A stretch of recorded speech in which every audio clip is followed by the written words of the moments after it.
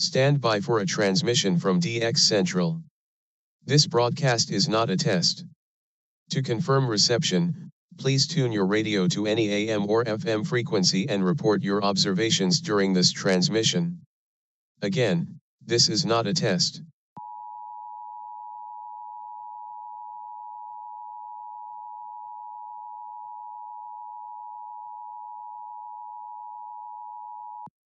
Stand by for a transmission from DX Central. This broadcast is not a test.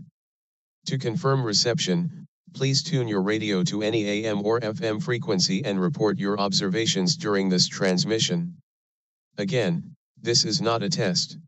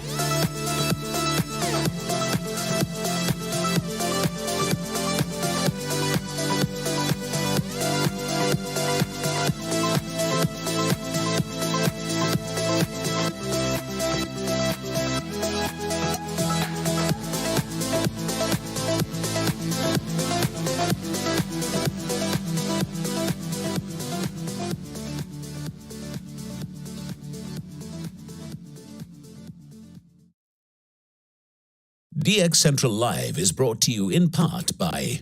Since 1933, the National Radio Club has been serving AMDXers while providing some of the most in-depth information in the hobby.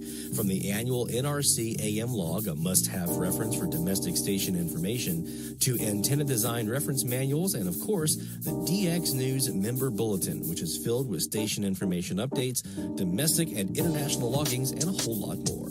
Become a member today. For more information, log on to nationalradioclub.org. That's nationalradioclub.org.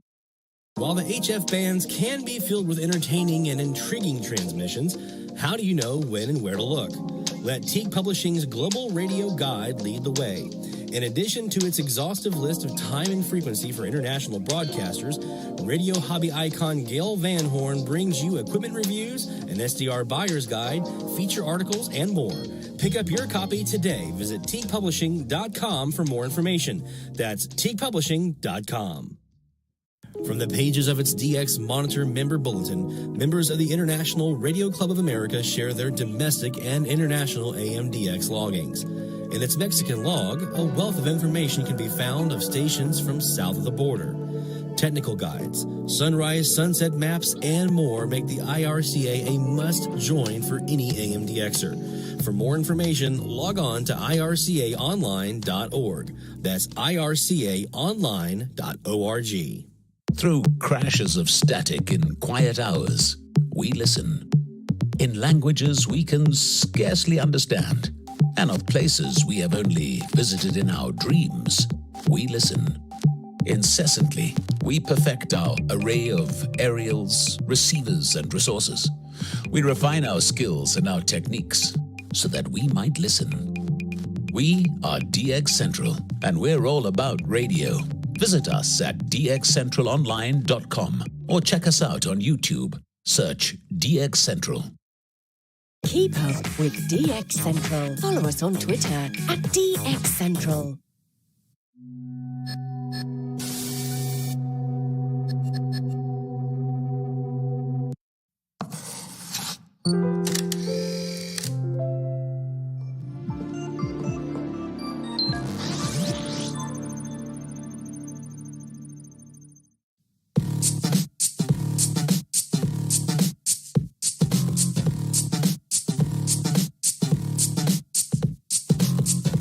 The Gulf South to your corner of the world. This is DX Central Live. Now here's your host, Lloyd Van Horn.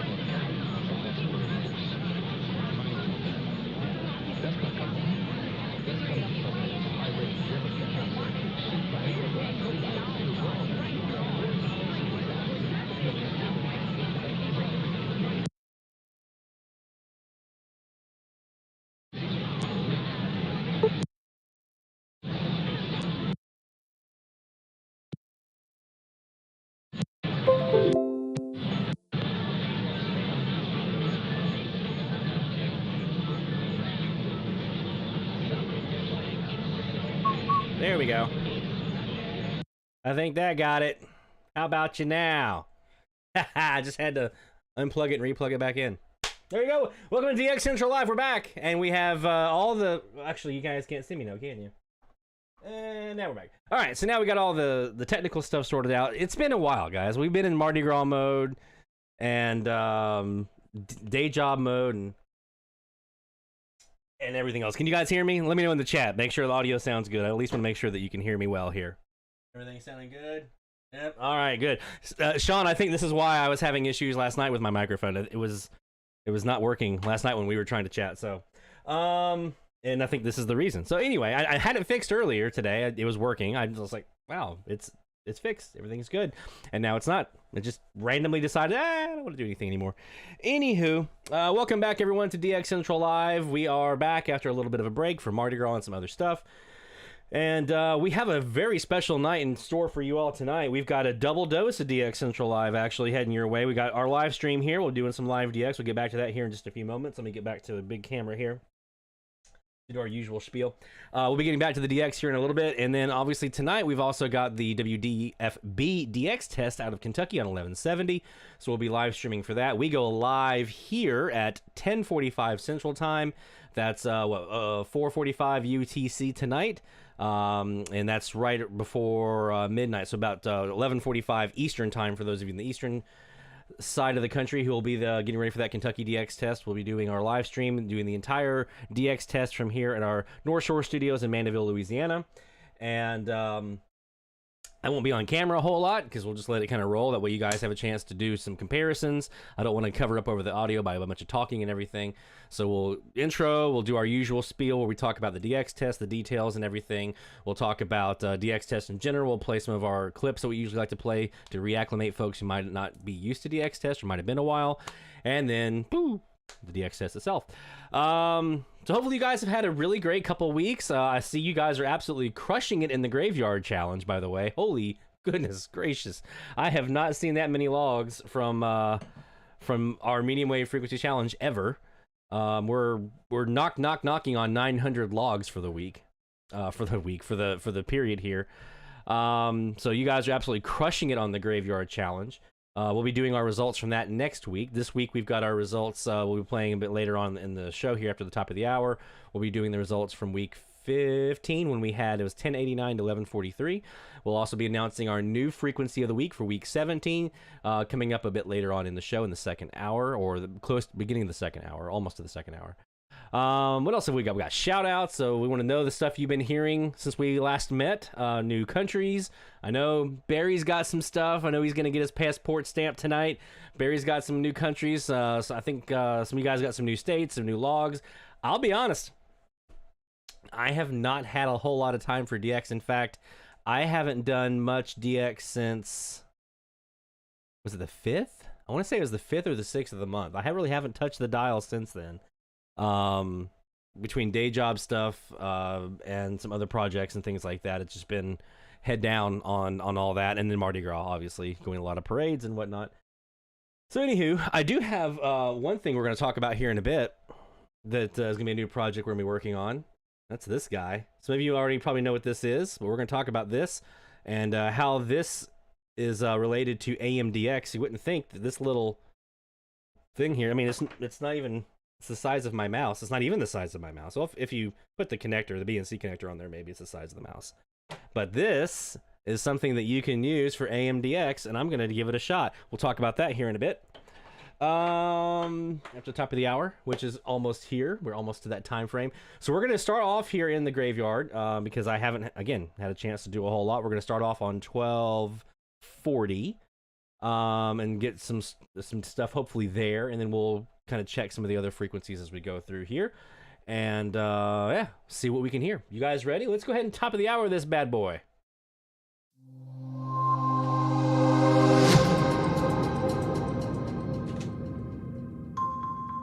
It's our first top of the hour alert of the night, and of course this first hour of Live DX is brought to you by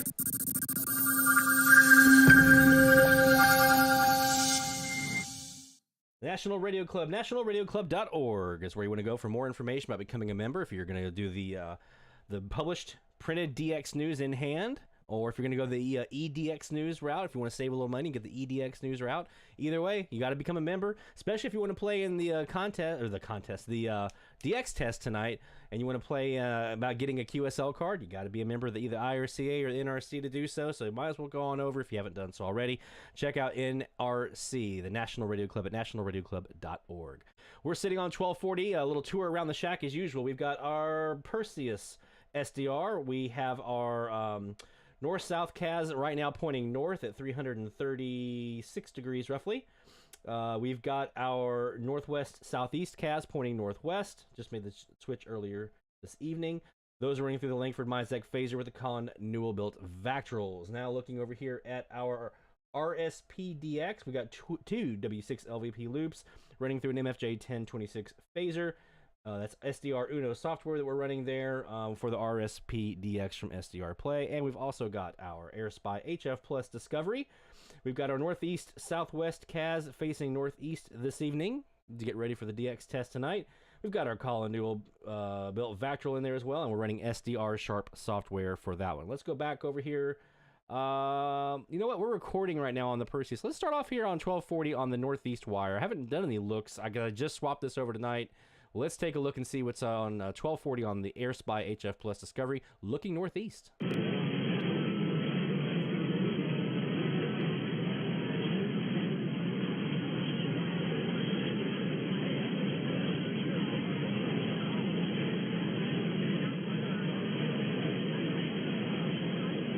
Ooh, that's a lot.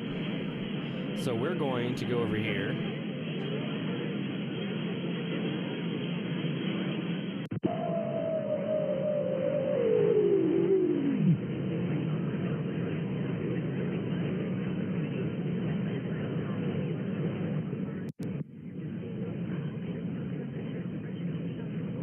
We're going to attenuate.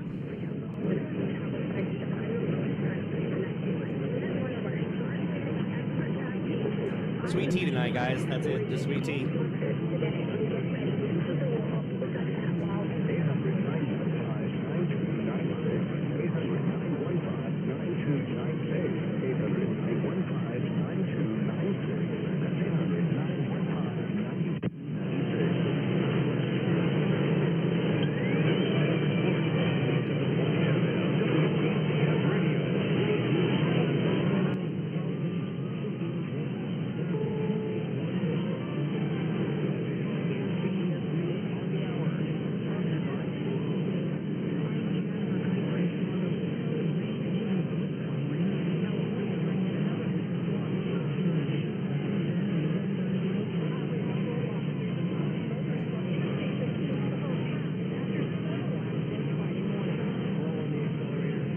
All right, so for some reason I didn't hear anything there at the top of the hour. It kind of just was in a network ad and then didn't hear anything, and then to the network news there at the top of the hour. So let's go back to our Perseus and see what we might have caught here at the top of the hour. See, that's the great thing about these Perseus when you're running through the Jaguar software is you never miss anything.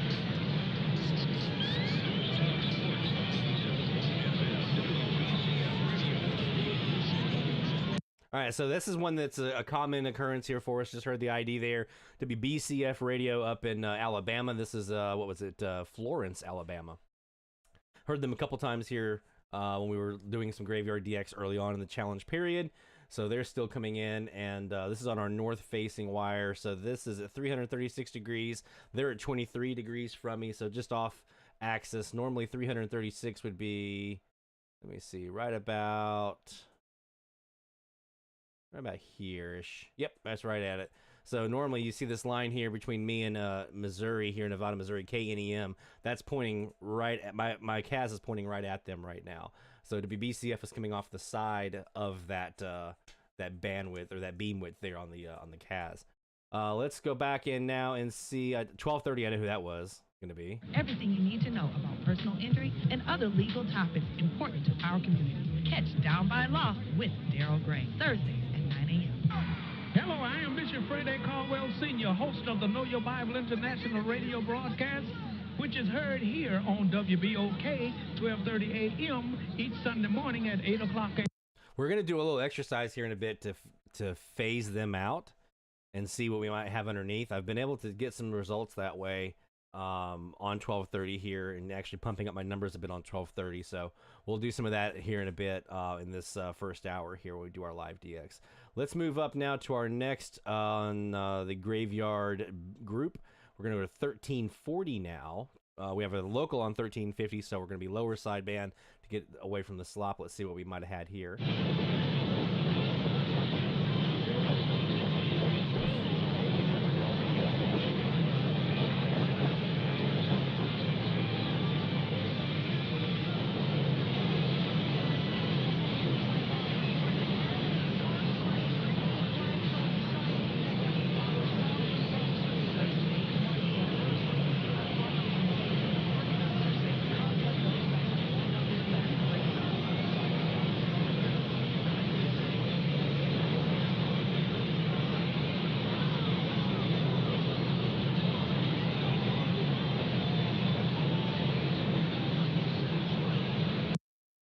Interesting. We've got a carrier here at 1339.95. I don't remember if that's one that you guys were seeing when we were looking last. It's been a while since I looked at it. So .95.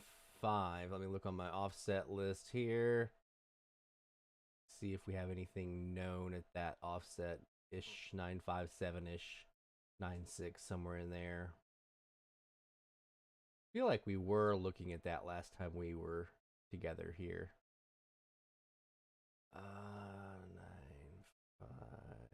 Nope. I don't. I'm not sure if you guys might know, or might have seen this week, or the last couple weeks. Because again, I'm getting caught up here because I've been out of the loop. 1339.95, 957, 956, somewhere in there. I'm not sure if anyone has been seeing a carrier there. I'm not seeing anything on my lists, my turtle database list here. No, nothing known here.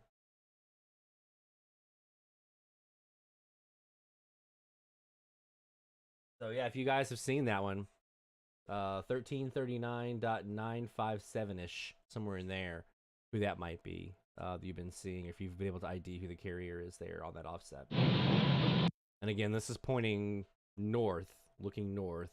But also, I had the vactrol turned down here because I was looking for something to the south the other night. So we would be getting some southern stuff in this as well. It's not a deep null on that back end right now. Let's go up to 1400 and see what we might have had here at the top of the hour.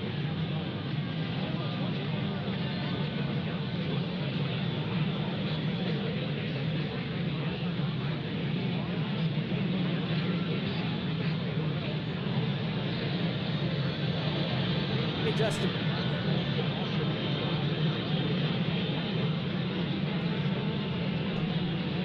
You missed all my technical difficulties earlier.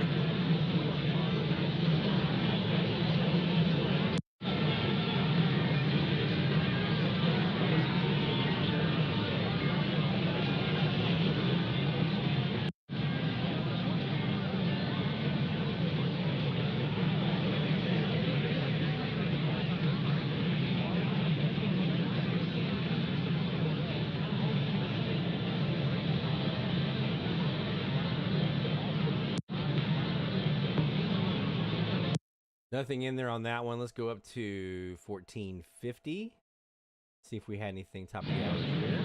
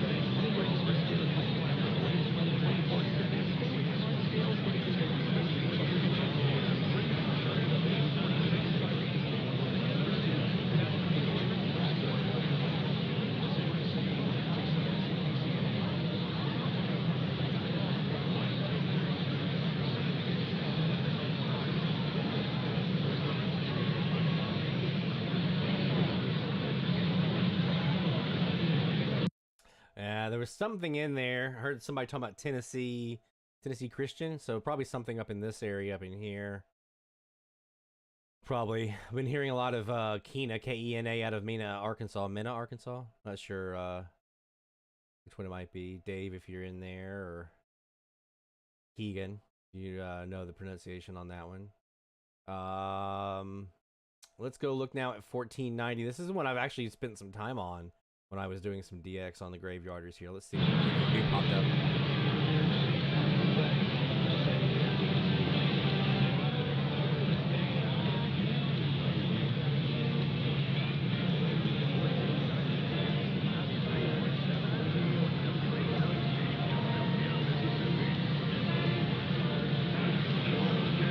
All right, Middle Mississippi, who are you at?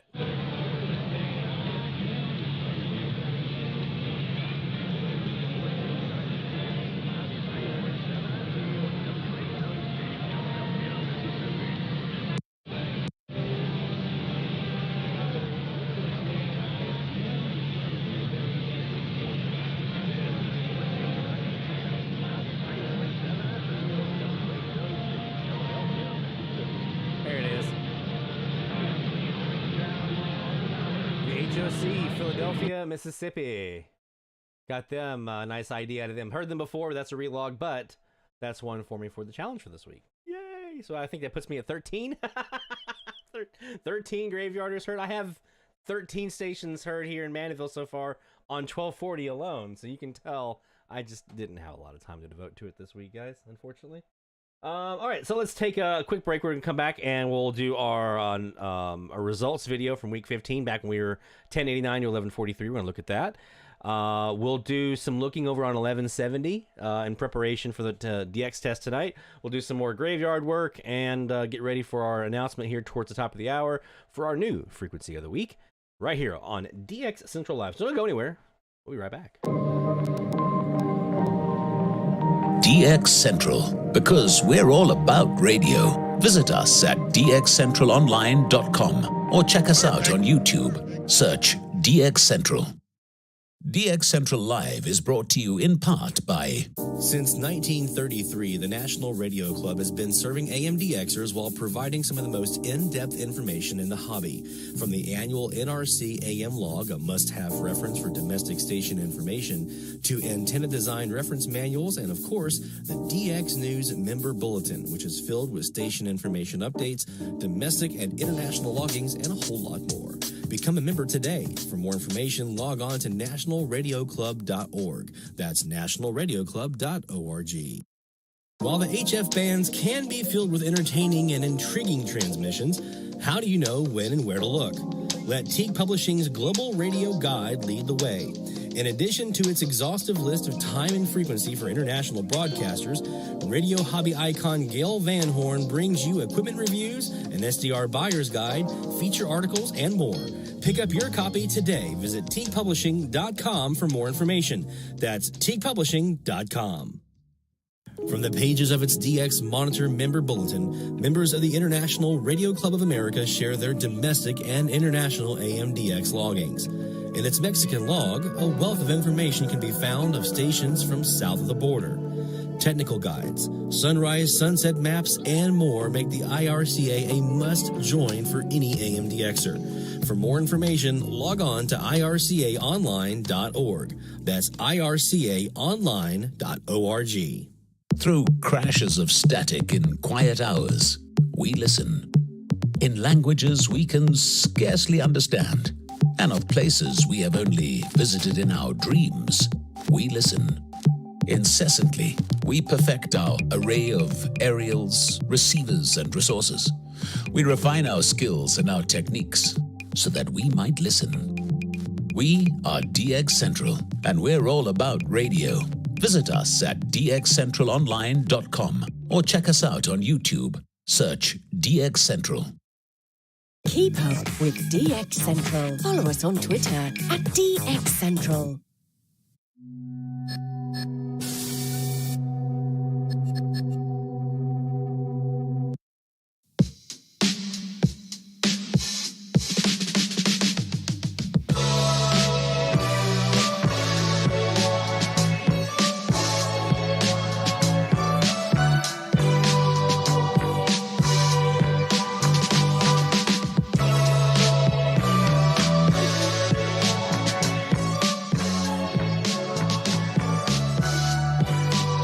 from the DX Central North Shore Studios, this is DXC Live.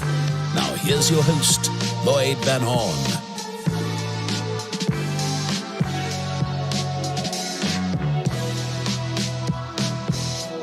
It's DX Central Live from the North Shore Studios here in Mandeville, Louisiana. Got some jazzy new music I'm trying out here, guys. Jazzy.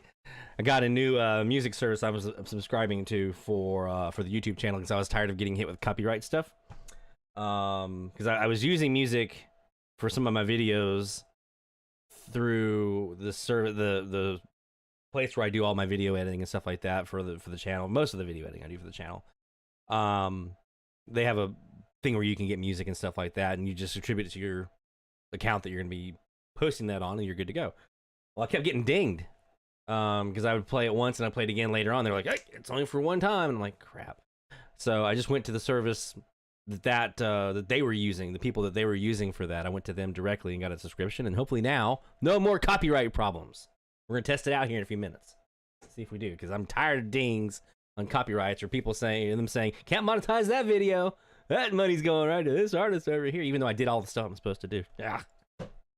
Anywho, speaking of YouTube and the fun stuff, don't forget we will be doing our live stream tonight, but also our friend Justin, UB Studios, he'll be doing his live stream tonight as well, from his location up in Minnesota. So make sure you check him out. UB Studios is his YouTube name. So just find him on YouTube. I'll put his URL up on our stream tonight. That way you'll be able to find him. But he is going to be live streaming tonight's DX test. And so we want to make sure we support him as well. So you can have both of us up. Have him over here on one side, me on the other side. Maybe have your radio over here listening for the DX test. Hey, we'll split screen this sucker. All right, let's take a look now. We're gonna go back in time a little bit. It's a little bit of a stretch to go back this far because we've been kind of on our little hiatus now for what, 3 weeks. So you have to put your thinking caps back on and kind of remember what you were doing 4 weeks ago, when we were doing 1089 to 1143. Big turnout of logs for this one. So pretty excited to share the results video with you guys. That's that one right there, that button right there. The results video from week 15 of the medium wave frequency challenge, 1089 to 1143 kilohertz. Let's go.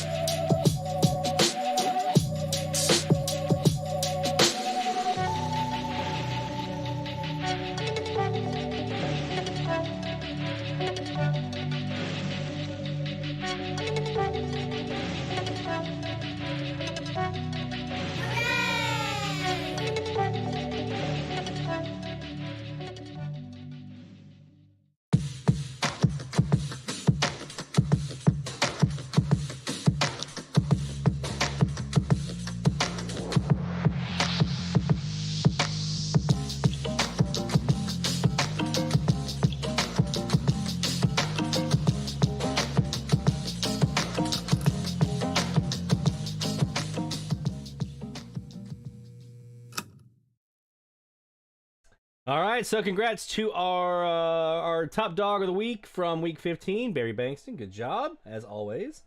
And to our category winners and those folks, everybody really. I mean, if you submitted a logging, man, that's awesome because I didn't really get a chance to do much. I did, I think, what was it, 10 logins that we did that week? I think most of that was what we did on the live stream. It's been crazy. So kudos to every one of you. Thank you for submitting your loggings and being part of the fun each week that we do that here. Speaking of, I'll be doing here in a minute. Hold on to them. Don't send them over just yet. But here in a little bit, we'll be writing down your shout outs. So get those gathered up and ready because I'll be calling for those here in a bit so we can celebrate together anything that you might have heard since our last time that we got together here. Before we do all that, though, let's get really quick. I want to take a look at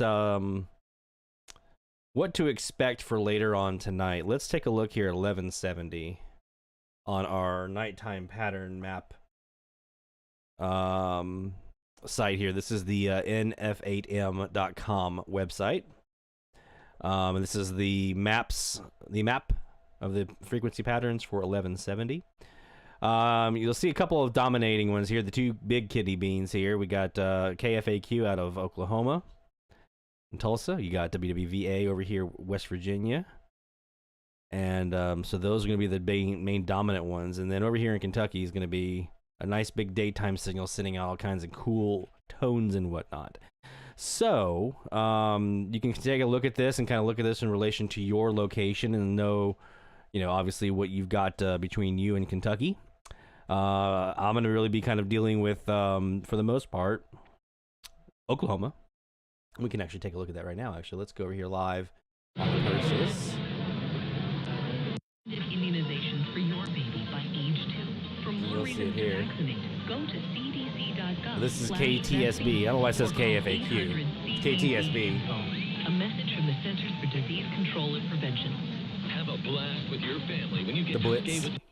So I'm not sure why it says KFAQ here on the map, but yeah, we got KTSB, the Blitz will be our dominant station that we're going to be dealing with here in Louisiana. And you'll see WDFB, they're at 29 degrees bearing from me, which means our 35-degree northeast antenna should be sweet spot. I would also imagine that the 336-degree antenna will do pretty well with it, even though it'll be pointing pretty much pretty close to off center of Tulsa there. So we might have a shot on both of those antennas.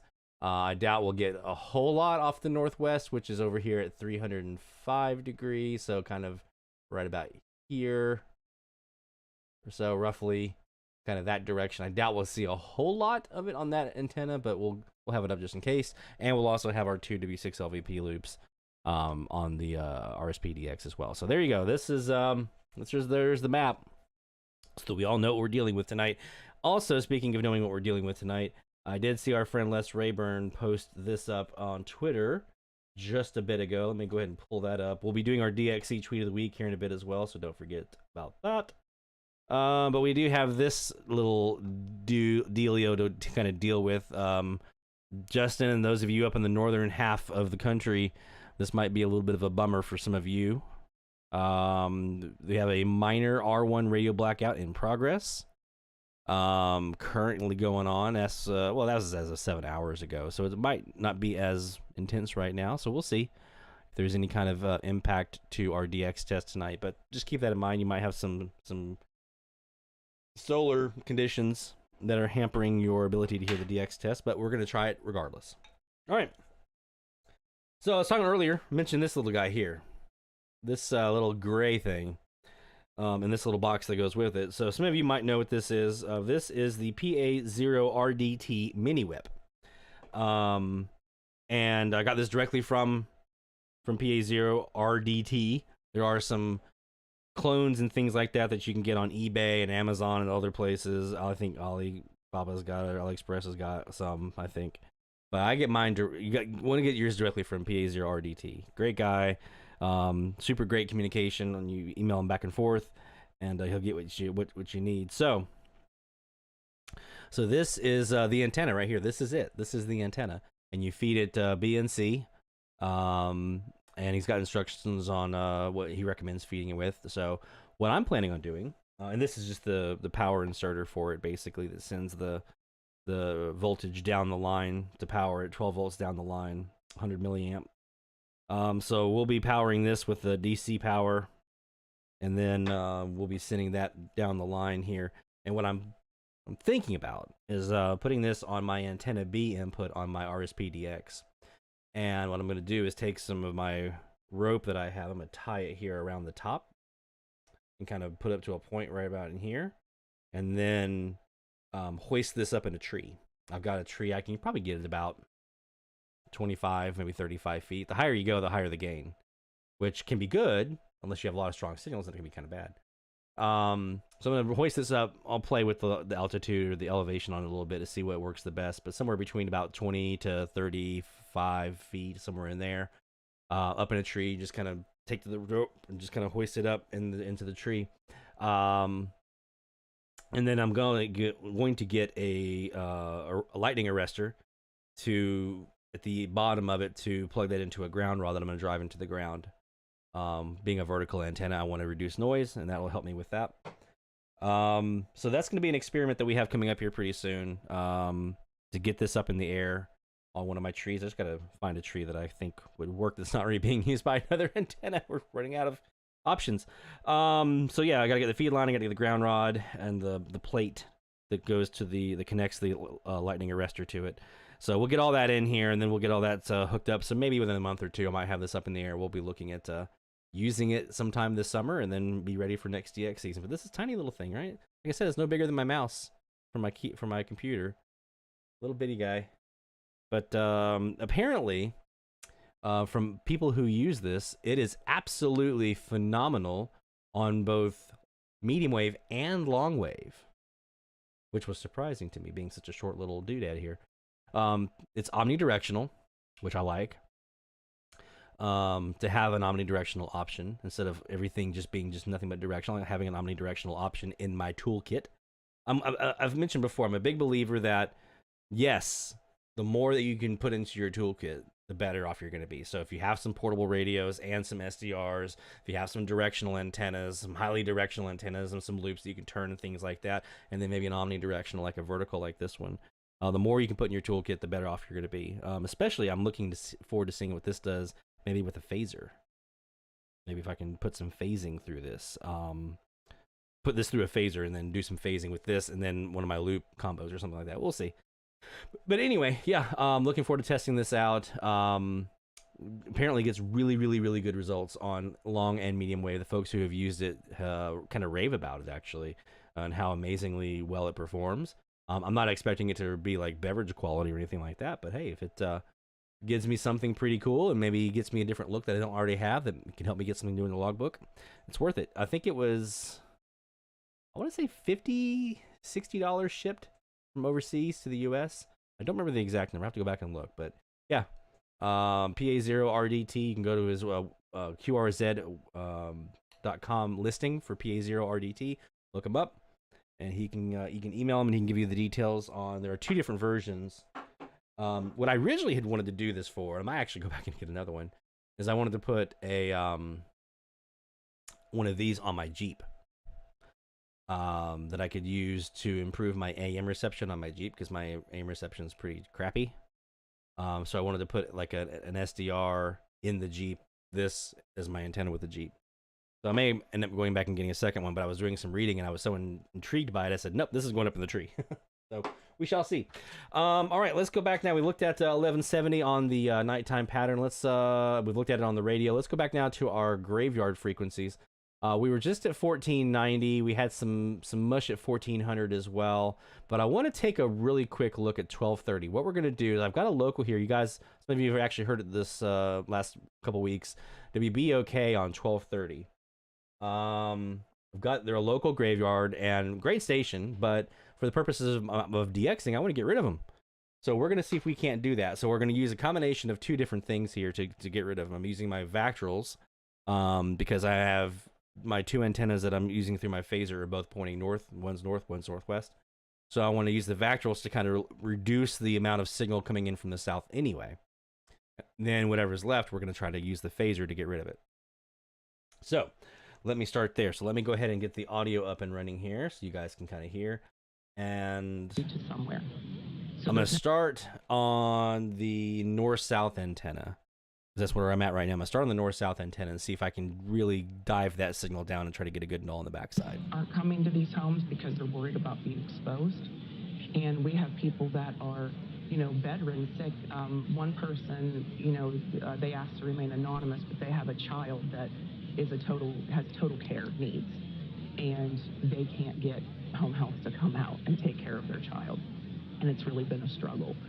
So these are real. A little bit of a dip right there, but not much. And as far as, now let's go back over to our northwest antenna. There's nothing that he can say to make this better that he's willing to say, because this is what Norfolk Southern does. They come in, they have these things, they poison us. Okay, not much of a difference there with the vactrol. Let me see if we can do anything with the phaser, though. They think that we're all just stupid enough here, you know, we're all just hilljack enough to sit back. But I can tell you from the meeting last night that people are very angry and they are ready to take action with not only policy changes, but they're ready to take action and make Norfolk Southern really does pay. Not just cleans up, not just gives some money, but they actually pay, because these people have lost everything. Their property value, they don't understand if their homes, believe it or not, they think about building back, you know, there's diocese on the ground after these. We had Stephen Lester talking about the down hall.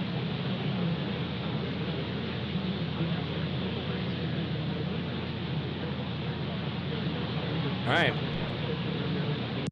So that's using the phaser, because I wasn't getting much of a null with the vactrols, which happens sometimes, especially when we're getting a combination of both skywave and ground wave.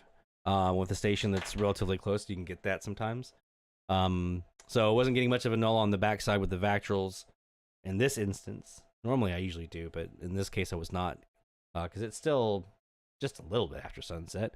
But the phaser, the Lankford-Misek phaser, just knocked it out. So you can get similar results to that, depending on what antennas you use and your proximity and things like that to loud signals. You can use an MFJ phaser. I know Stephanie just got the NCC from DX Engineering. That's on the list. But I got to win the lottery first. You can use the, if you can find one of these Lankford-Miseks that some of the folks like Everett builds or Colin builds, or if you ever come across one like the Conley phasers, things like that. If you ever have an opportunity to get one, definitely do. I know digitally there is diversity phasing options within the RSP Duo from SDR Play.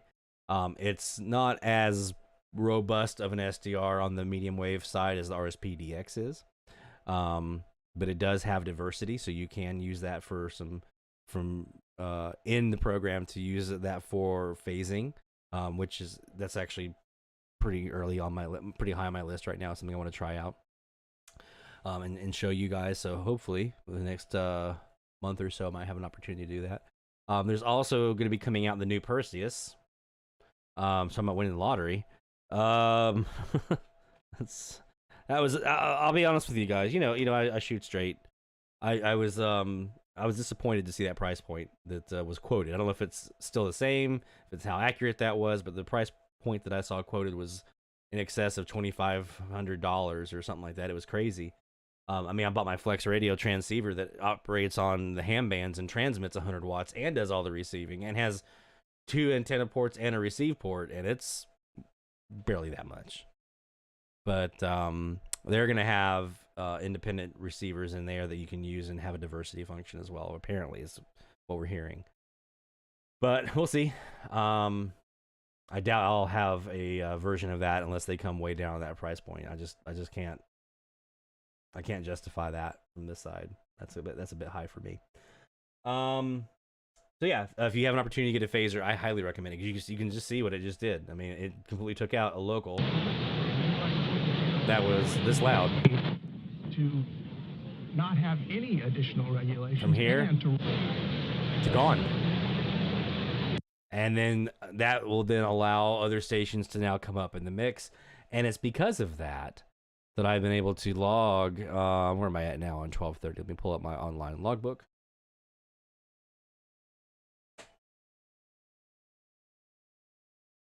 Here's our online logbook. 1230. I've got a little graveyard section over here. We've got 4 stations logged here, including the local. So 3 other stations on 1230. And that's entirely because I've been able to phase them out and get rid of them and hear other things underneath. So if you have local stations that are a pest, or pest stations that are keeping you from great DX, then I highly recommend that you look into a phaser. It works best if you have 2 antennas of similar gain or equal gain, as far apart as you can get them. I have my 2 W6LVP loops on either side of the house, but I know Stephanie has, I think, I'm on either side of her balcony. So that's, I mean, as far as you can get them away from each other, the better, further away, the better it's going to perform. And then you just try to equal, depending on what phaser you're using. This one assumes equal gain. The Lankford-Misek assumes equal gain. But like the MFJ, you can level set the gain between the 2 of them. I think the NCC does this as well. You level set the gain between them so they have the same signal level in both antennas, and then you start phasing. And then, whoo, gone. Signal gone away. We'll be doing, I think we've done some, actually I did a video on that, on phasing.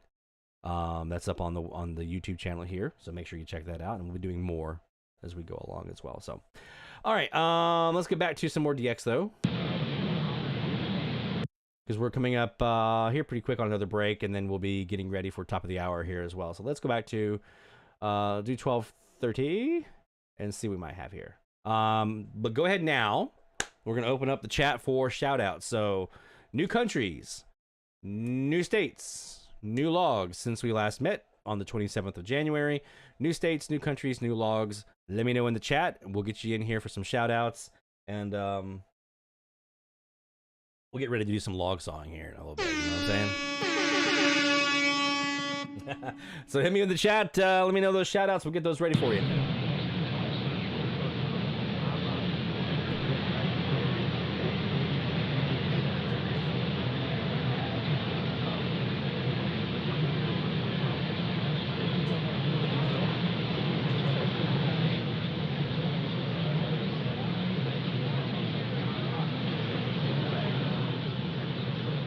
I still am very impressed about that one, Barry. That's fantastic.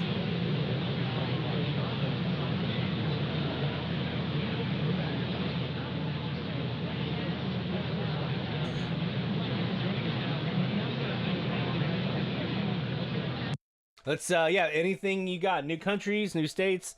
Barry, I'm pretty sure you got some other stuff in there as well. So anything you want to have a shout out on here. New countries, new states, new logs. Send them over in the chat now.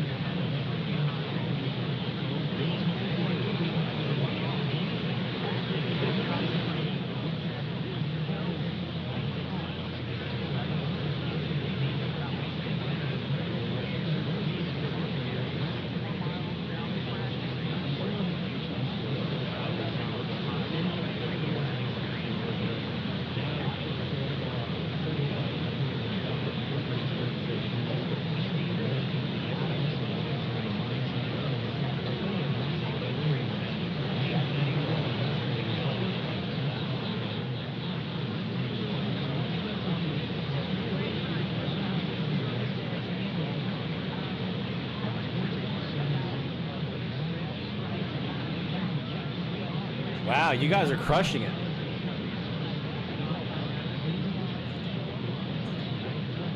I hope anyone who might have come into this challenge with a fear of graveyarders was able to have those alleviated, those fears alleviated by spending some time on them. I know I think it was last year, whenever we would do a graveyard, there were always folks who were like, graveyards, I'm not getting any success or any luck at them. Hopefully you had a chance to get some of those successes in the logbook this weekend. Looks like you certainly did, guys. My goodness.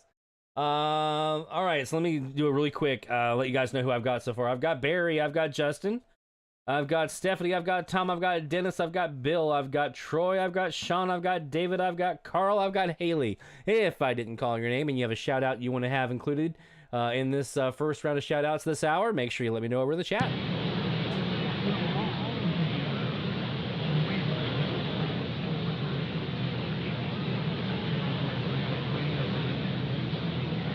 Yeah, Troy, graveyarders are a headphone zone.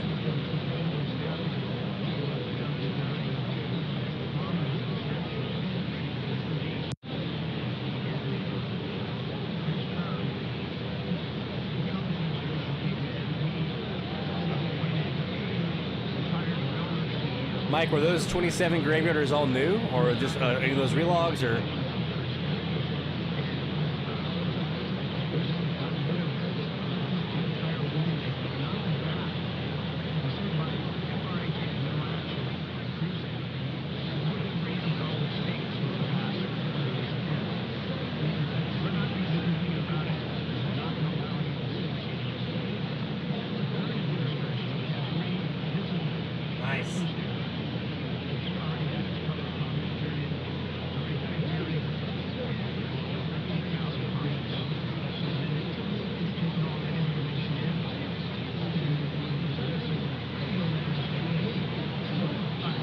Yeah, we gotta help Rick out.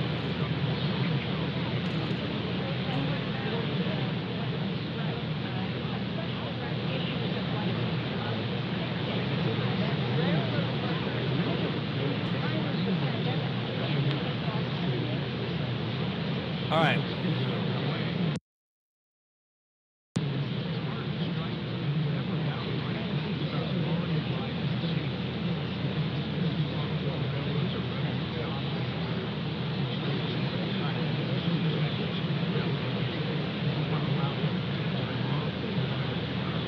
All right, Kevin.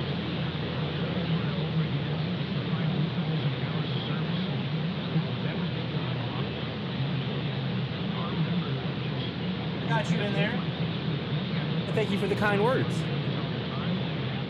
Appreciate that.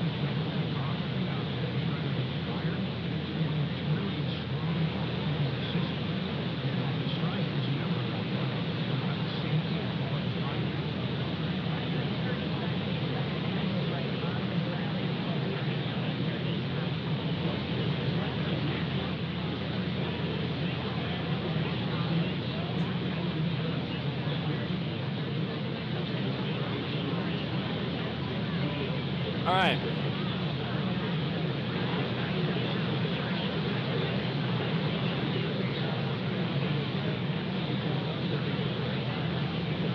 All right, we're going to take a pause for the calls here in a few moments. And let me go here and jump over to the camera. There we go. Before we do that though, let's go ahead and do some shout outs really quick. And then we'll take a quick break, and then we'll come back and we'll do our announcement for the new frequency challenge, frequencies of the week. Let me know in the chat what you think we got. What frequencies you think we're going to do, rather. Give us your guesses. Let us know. We may split this up into two because we've got a lot of celebrations. This is awesome. Freaking awesome. All right. We got this queued up. Ready? Yeah. All right. Kevin is over on Facebook and watching us on Facebook. Thank you, Kevin. Appreciate you in there. Mentioned he's primarily a long wave DXer. Said some great things about the channel, so thank you. From Western New York, was able to hear the 1710 New Jersey TIS. Always love seeing that. Make sure, if you haven't done so already, I'll be putting up here in a little bit, and I'm not sure, Bill, if you want to throw the link in there for the TIS challenge. We haven't really talked about that a whole lot. I feel like I've kind of forgotten about that.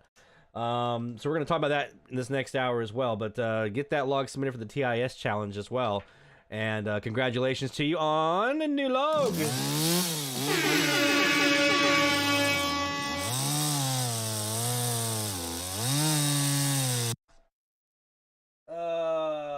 Let's see here. Let's take a look now. We got Mike in here.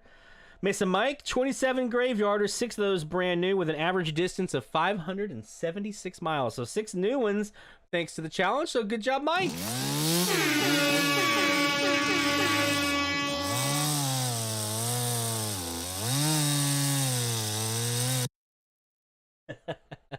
All right, Mesa Mike with the 27 graveyarders in there, 6 new. Haley, 10 new graveyarders since our last meeting. Congratulations, Haley.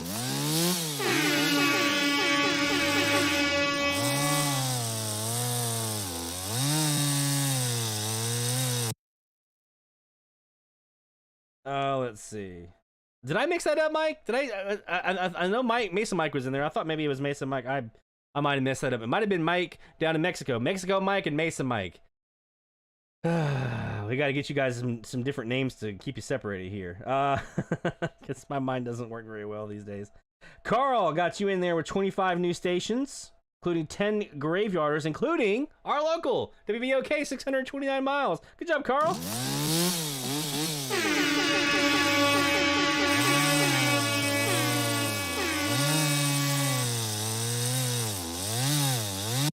All right, coming up next, we've got David in here. David got one new one on medium wave, which is awesome. And, because we're not just an AMDX channel here, we do FM too. 9 new FMDX logs in his truck.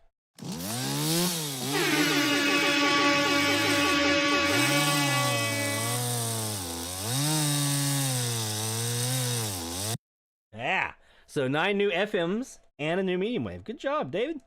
Sean got 6 new graveyarders, including KJFF in Missouri, which he was able to get on a frequency where he has a local 2 miles away from him. So see, he used his W6LVP loop to null out and got the exact right spot to null out his local. Got a new one on that frequency from Missouri, and he's in Indiana, right? Or was it Illinois? I can't remember, Sean, where you're at. I'm sorry.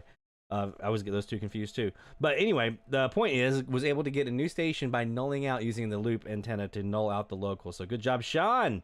And we'll get you in there. Yeah.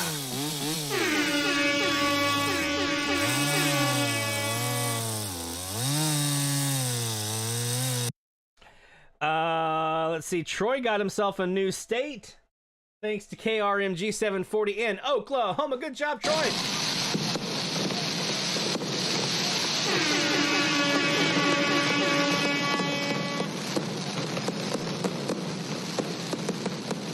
Yeah, as soon as I said Indiana, I knew that was not right. That was wrong. Bill, MLA 30 up there tearing it up. 35 new graveyard logs for Bill. Good job, Bill.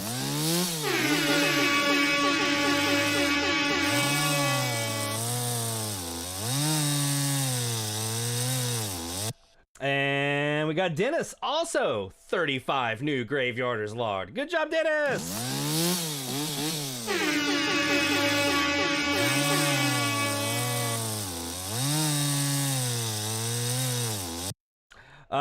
Tom got 16 new ones, and not only did Tom get 16 new ones, and 10 of those were graveyarders, I believe, but also logged lifetime log number 2500, 1550 KICS in Nebraska for lifetime log number 2500. So congrats, Tom, on the new ones and that big milestone. Congrats, my friend.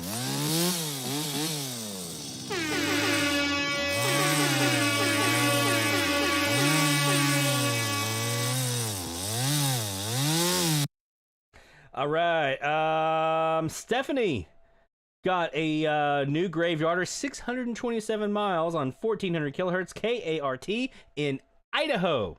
Good job, Stephanie. Good job.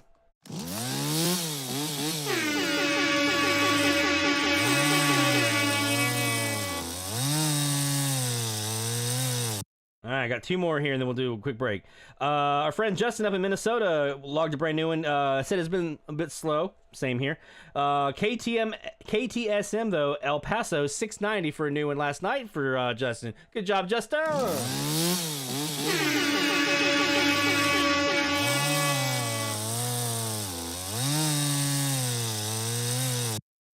And our friend Barry, who has just been absolutely crushing it on our weekly challenges. Barry nabbed himself a new one last night. I think it was last night or this recently. 4 VEH in Haiti on 840 kilohertz. My goodness. Good job, Barry, my friend.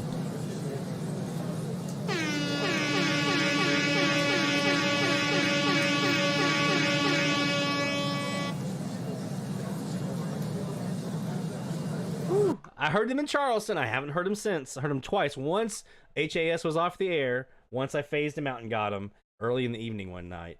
Haven't heard him since. Would love to.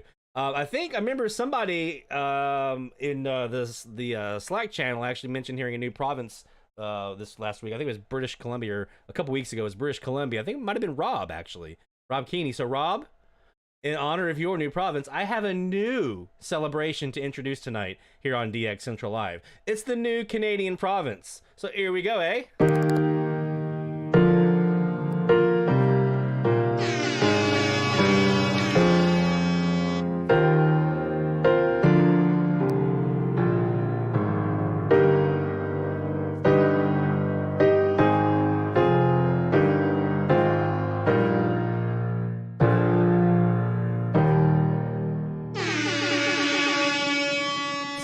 We get to add that one now to the rotation. So new state, new province, new country, and new log. Let's do a quick break. When we come back, we'll have more DX Central Live right after this. So don't go anywhere. Top of the hour alerts coming right after this break.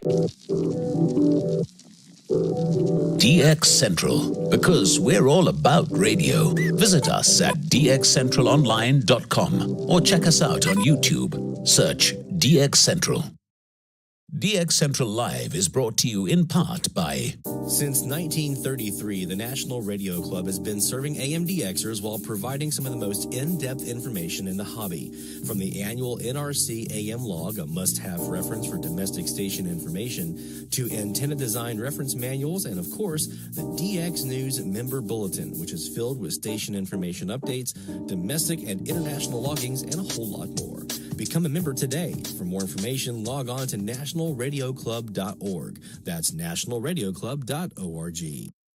While the HF bands can be filled with entertaining and intriguing transmissions, how do you know when and where to look? Let Teague Publishing's Global Radio Guide lead the way. In addition to its exhaustive list of time and frequency for international broadcasters, radio hobby icon Gail Van Horn brings you equipment reviews, an SDR buyer's guide, feature articles, and more. Pick up your copy today. Visit teaguepublishing.com for more information. That's teaguepublishing.com. From the pages of its DX Monitor Member Bulletin, members of the International Radio Club of America share their domestic and international AMDX loggings. In its Mexican log, a wealth of information can be found of stations from south of the border. Technical guides, sunrise, sunset maps, and more make the IRCA a must-join for any AMDXer. For more information, log on to ircaonline.org. That's ircaonline.org. Through crashes of static in quiet hours, we listen. In languages we can scarcely understand, and of places we have only visited in our dreams, we listen. Incessantly, we perfect our array of aerials, receivers, and resources. We refine our skills and our techniques so that we might listen. We are DX Central, and we're all about radio. Visit us at dxcentralonline.com or check us out on YouTube. Search DX Central. Keep up with DX Central. Follow us on Twitter at DX Central.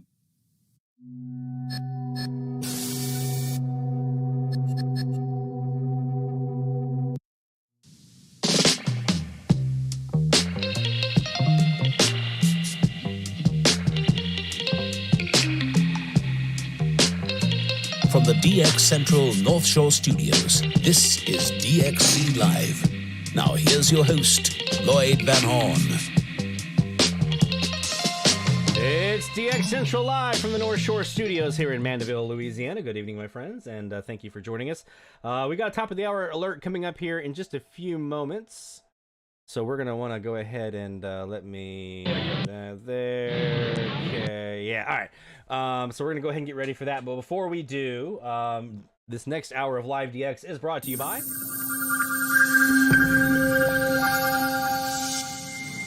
IRCA, International Radio Club of America, ircaonline.org. Make sure you go there, check out the membership rates and all the information about how to become a member. It's super easy, and it's not expensive at all. Super cheap, super affordable, easy to do. There's really no reason not to be. And again, if you're wanting to get a QSL from tonight's DX test, you got to be a member of one of the clubs. So make sure you check those out. Let's go ahead and announce our new frequency of the week. Let me know what you think. What frequencies you think we got here coming up, right? You guys always come up with some good guesses and maybe get pretty close. So, without further ado...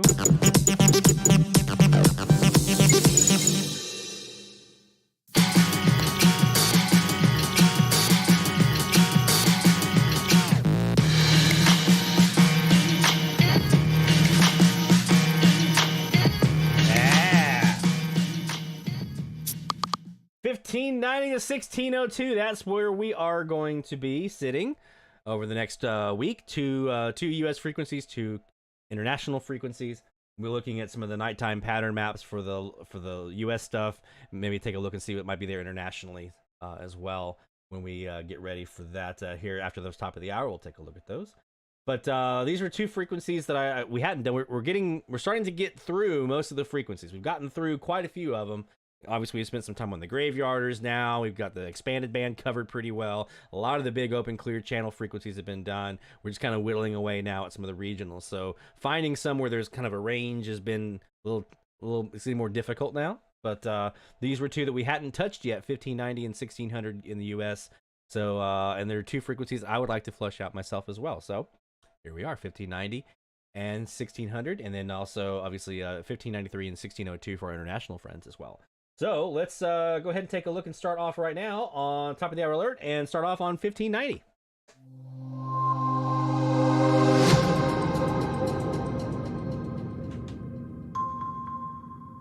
All right. And we're going to start off here on the AirSpy HF Plus Discovery on 1590 and see what we got coming up.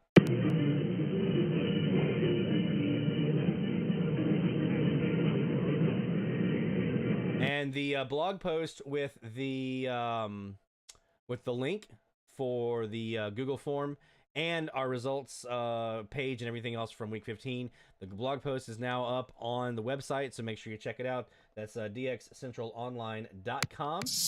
And you'll be able to find the blog post there with our results from week 15 and the week 17 announcement on the blog. So make sure you check that out and get yourself the Google form and get ready to start doing some logins. Let's go. Oh, I'm sorry, Bill. Every time we do a frequency range, somebody's getting burned.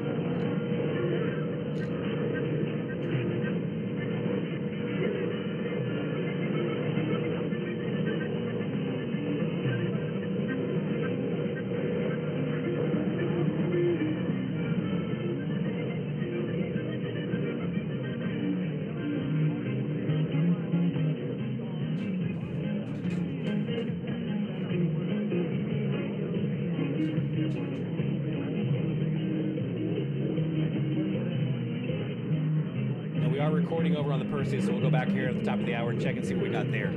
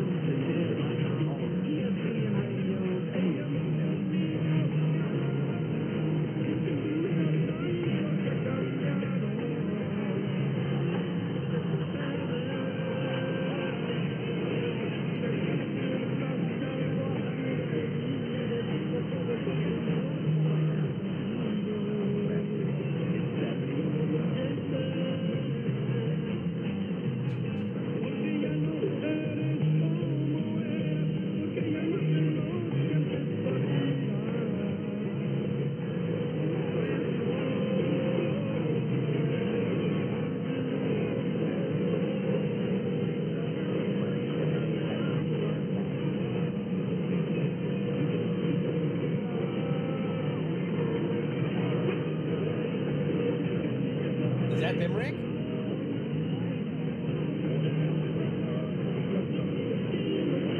Is it matching up?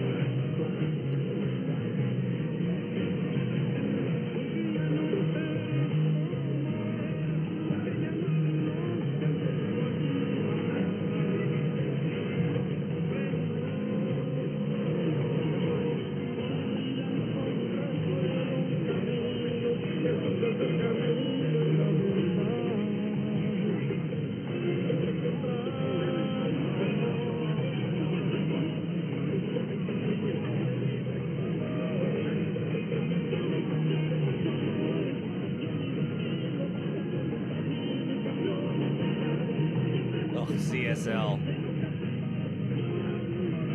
They're like the HKY. They follow me everywhere.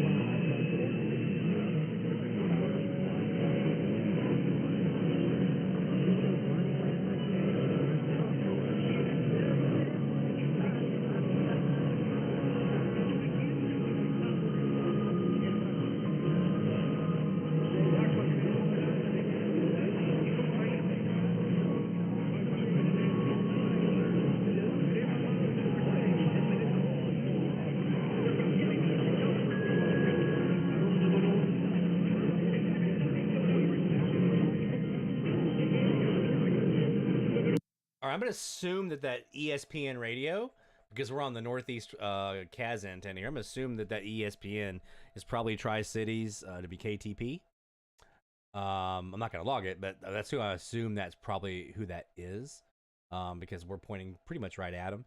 Let's go now, swap over to the, go take a look at the Perseus and see what we caught here. See how different the audio sounds? How much more clear it is? That's that Jaguar audio filtering, man.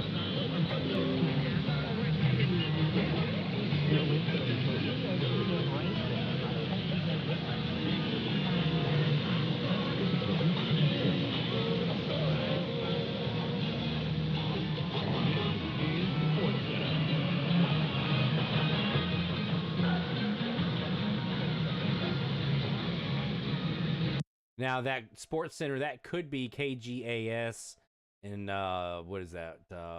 Carthage, Texas. They are a previously heard station here, and they are ESPN for East Texas. Let's take a look and see. Let me go back and see if I can maybe pull anything out. Let me go upper sideband.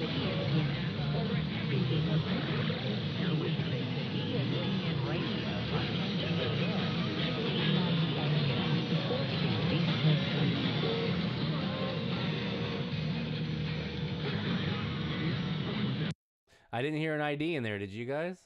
I heard him talking about the ESPN. Now let me go back a little bit further.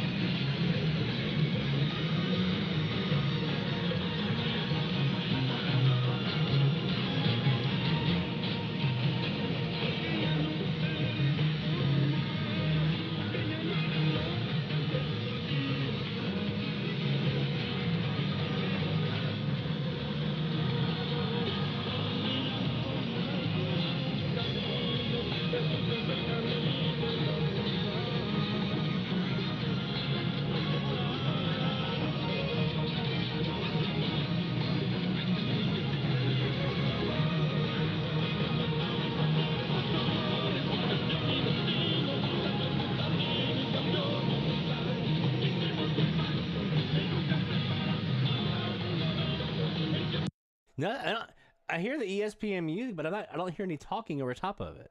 It's very weird. See you, Sean. We'll be here.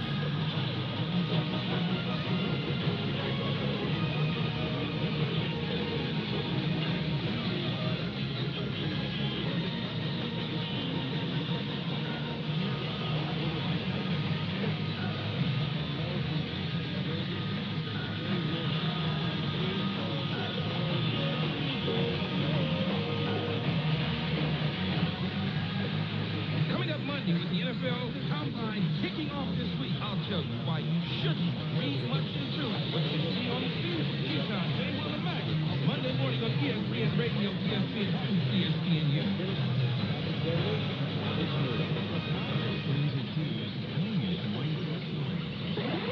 You're listening to ESPN Radio on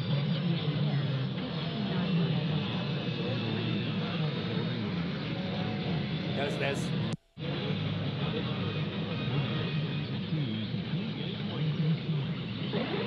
You're listening to ESPN Radio on KGAS.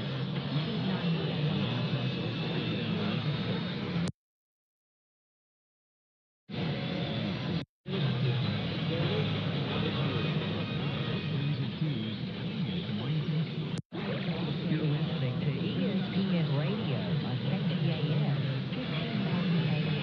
1590 AM. East Tennessee. KTP. Tri-Cities. That's a new one. That's a new one, guys. That's one we don't have here. I had him when I was in Brasstown, obviously, because it's right there, and I think I have him in Greenville, but I don't think I ever heard him in Charleston. I definitely haven't heard him here, so there we go. One more time for the homies.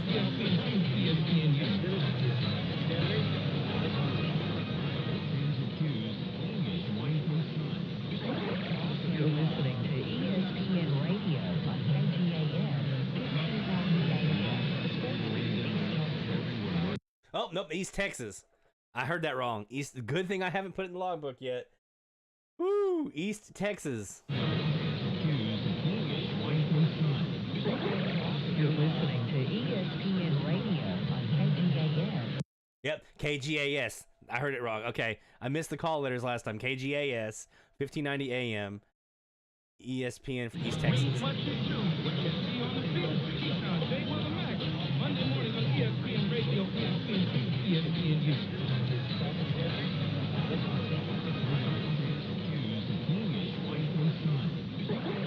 You're listening to ESPN Radio on KGAS.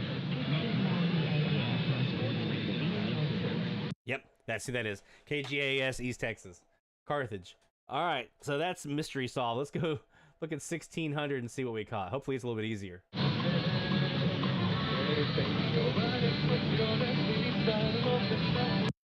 If this is WAOS in Austell, Georgia, I'm going to lose it. This is another one that follows me everywhere I go. I've heard them here before.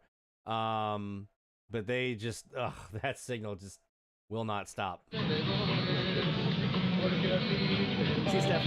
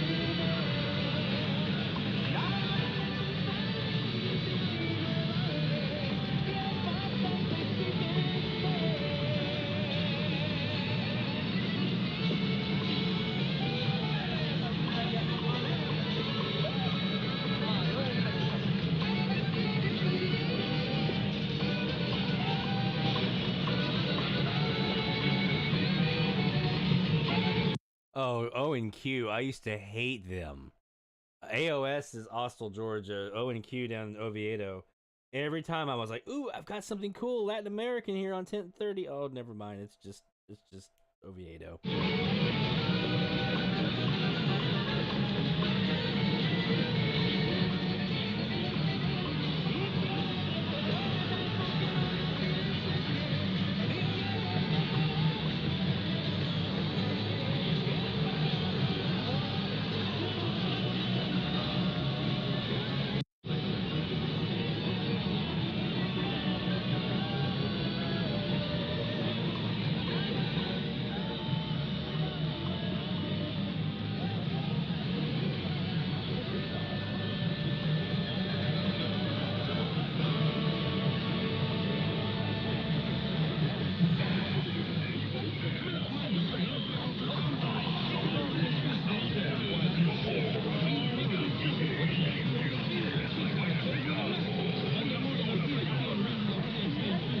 Yep, that's them. La Mejor.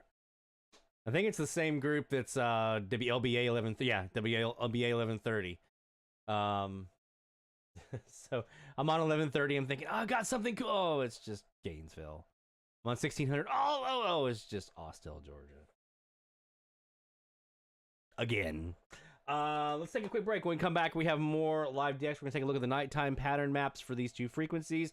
We'll take a look at the two international 9 kilohertz frequencies in here, 1593 and 1602, and see what we might find on those, if there's anything fun to try for there.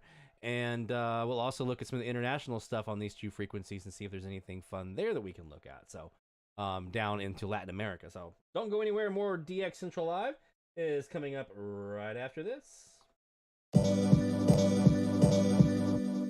DX Central, because we're all about radio. Visit us at dxcentralonline.com or check us out on YouTube. Search DX Central. DX Central Live is brought to you in part by... From the pages of its DX Monitor member bulletin, members of the International Radio Club of America share their domestic and international AM/DX loggings. In its Mexican log, a wealth of information can be found of stations from south of the border. Technical guides, sunrise, sunset maps, and more make the IRCA a must-join for any AM/DXer. For more information, log on to ircaonline.org. That's ircaonline.org. While the HF bands can be filled with entertaining and intriguing transmissions, how do you know when and where to look? Let Teague Publishing's Global Radio Guide lead the way. In addition to its exhaustive list of time and frequency for international broadcasters, radio hobby icon Gail Van Horn brings you equipment reviews, an SDR buyer's guide, feature articles, and more. Pick up your copy today. Visit teaguepublishing.com for more information. That's teaguepublishing.com. Since 1933, the National Radio Club has been serving AMDXers while providing some of the most in-depth information in the hobby. From the annual NRC AM log, a must-have reference for domestic station information, to antenna design reference manuals, and of course, the DX News member bulletin, which is filled with station information updates, domestic and international loggings, and a whole lot more. Become a member today. For more information, log on to nationalradioclub.org. That's nationalradioclub.org. Through crashes of static in quiet hours, we listen. In languages we can scarcely understand, and of places we have only visited in our dreams, we listen. Incessantly, we perfect our array of aerials, receivers, and resources. We refine our skills and our techniques so that we might listen. We are DX Central, and we're all about radio. Visit us at dxcentralonline.com or check us out on YouTube. Search DX Central. Keep up with DX Central. Follow us on Twitter at DX Central.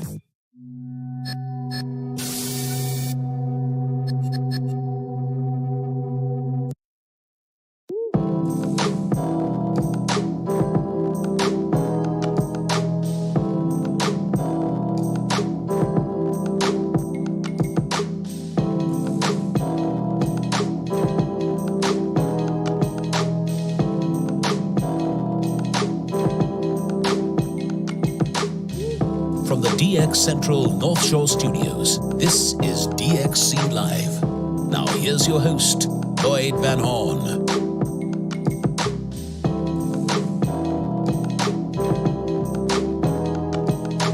It's DX Central Live from the North Shore Studios here in Manville, Louisiana. Good evening, my friends. So happy to have you here with us. Oh, thought my dog wanted to say something, but apparently not. Let's do a really quick look at our nighttime pattern maps. We're sitting for our new frequency challenge, frequencies of the week. We're going to be sitting on 1590 and 1600, so I want to take a look at those. We'll also look internationally here for 1590 and 1600 at Latin America, see if there's anything fun we can look for there, as well as 1593 and 1602 to see what we might have on those two 9 kilohertz frequencies. That folks may want to try for as well. So let's take a look at all of those, and then we'll see if we can do another round of shout outs and get ready for our DX test tonight. How's that sound? Let's take a look first at 1590 here in the U.S. And whoa, some of you guys said it sounds like a graveyard. Well, there you go. That's why right there. That's the nighttime pattern map for 1590. So obviously you can take a look and see where you are. And in relation to some of this stuff, let's zoom in a little bit. That might be a little far. Okay.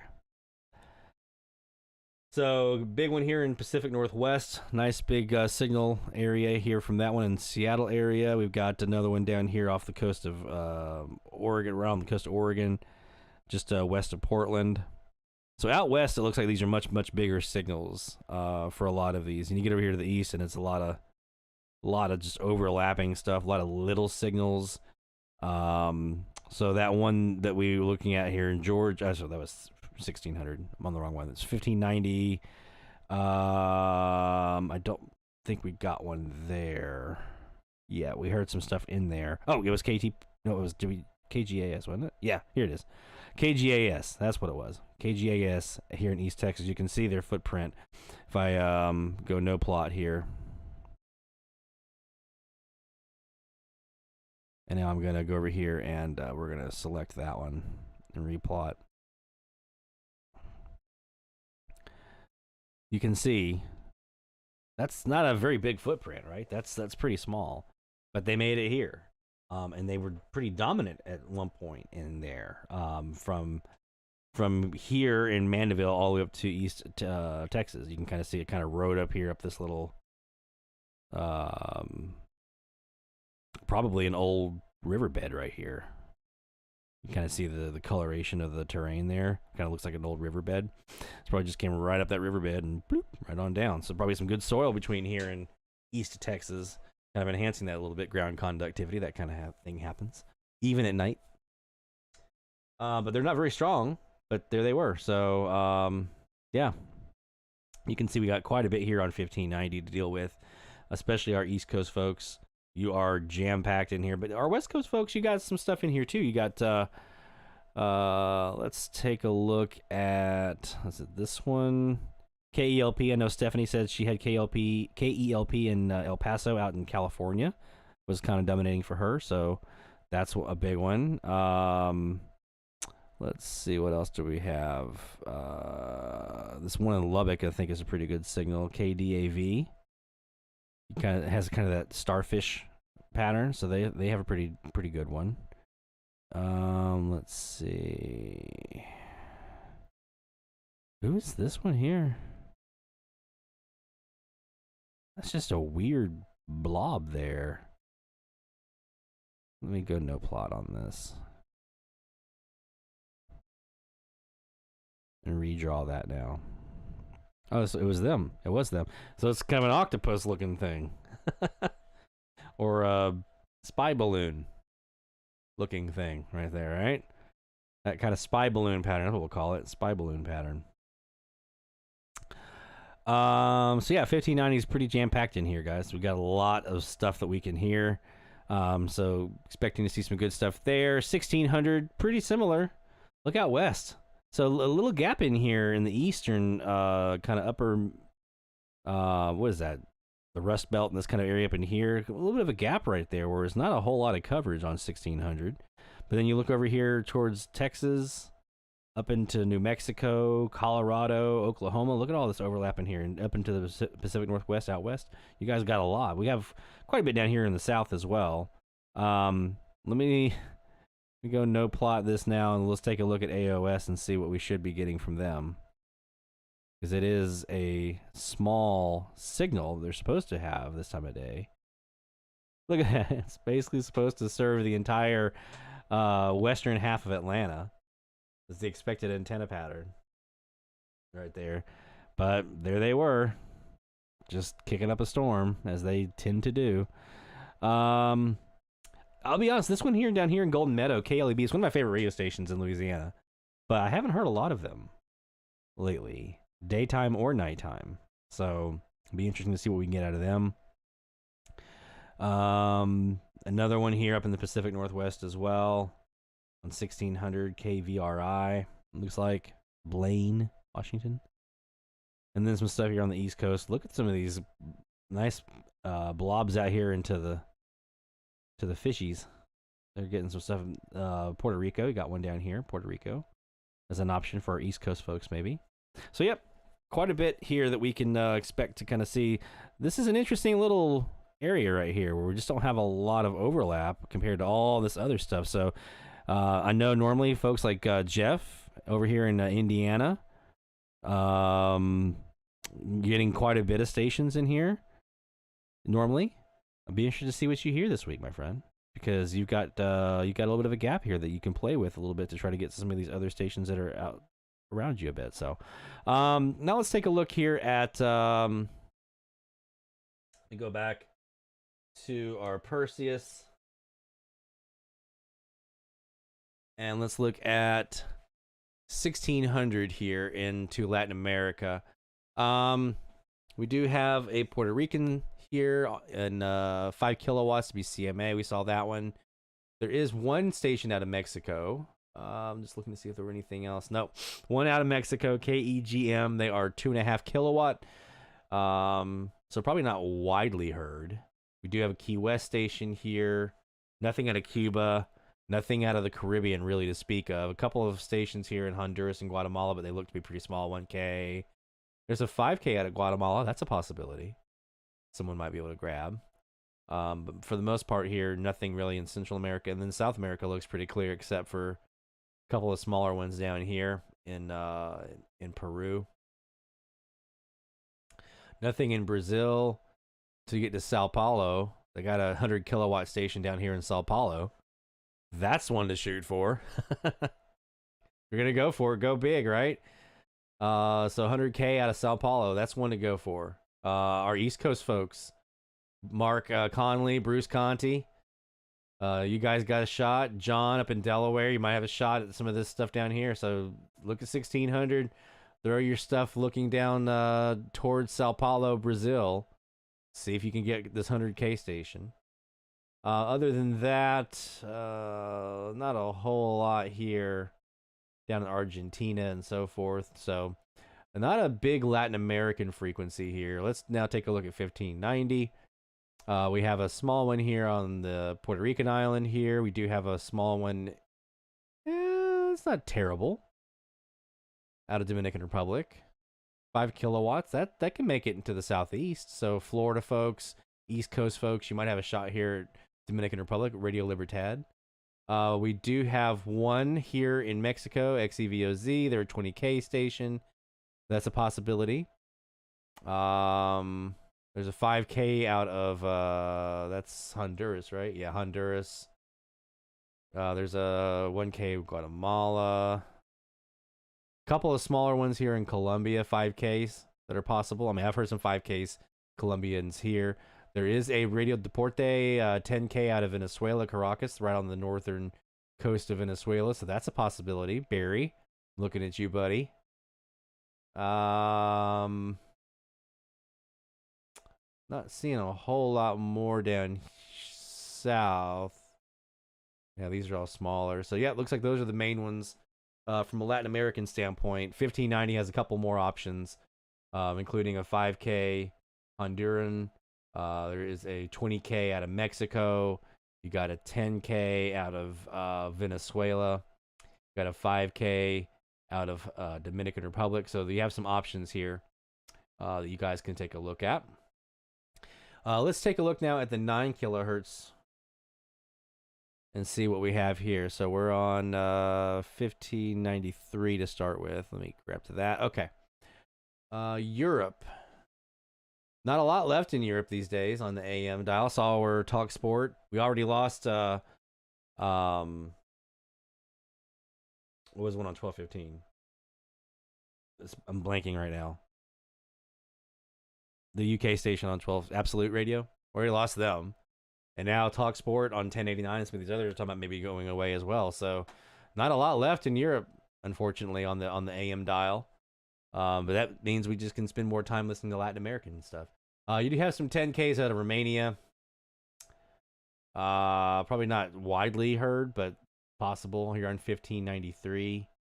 Let's look at Africa. You got a 10K out of Egypt. Probably not super common. Our West Coast folks might have a bit of a better shot. We've got a 400K station out of China, CNR1 on 1590. That could be a possibility. On 1593, rather, that could be a possibility. That's really probably about it there. Oceania, I'm not sure if Tim regularly hears 5K out of Australia or not, but there's a couple 5Ks down here on 1593. Let's take a look now at 1602. Nothing really South Pacific, Asia.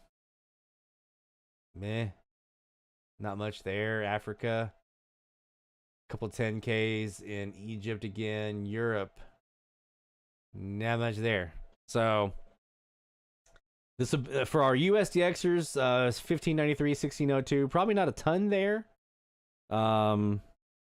Maybe some of the West Coast folks trying to get China on 1602 or 1593. I'd have a shot there. But for our international friends, you got some stuff that you can probably hear if you're already kind of in that geographical range. So would love to see your logs on those as well, joining in with the US folks. All right, let's go over here. Let's go back to 1600. Let's see, it's about bottom half of the hour right now. Let's go back to 1600. Let's sit here live and see what we might have. Let's also take a look at our AirSpy, and we'll also look at the RSPDX and see what we might be getting on those two as well. And we'll be getting ready for this DX test coming up at a little bit later on this evening. We'll be starting our stream at about 10:45. So in about 2 hours and 15 minutes, we'll go live again. Getting ready for the DX test from WDFB in Kentucky on 1170. So we'll probably take one last look at 1170 and see how conditions look there before we adjourn tonight. And we also can do another round of shout-outs as well. So hold on to those. I'll be looking for those here in a few minutes. If you have new logs, new states, new Canadian provinces, or new countries, I'll be looking for those here in a few minutes. And we'll do our DXE tweet of the week. And yeah, just go ahead and have a good, fun evening this evening. So let's get back to 1600 and see what we got live.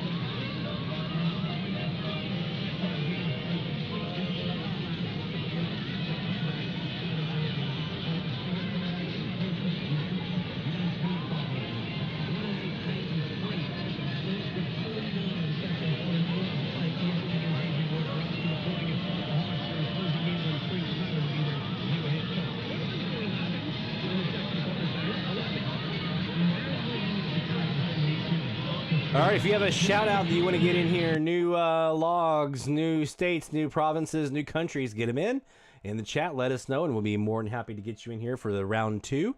And we'll also take a look. I don't have a ton, but since our last meeting, I do have a handful of things that we've heard here that were new for us. So we'll we'll share some of our new stuff that we got since our last DX session or DX Central Live here a bit later on as well. So go ahead and send those shout outs into the chat. Let's go here and see what you got.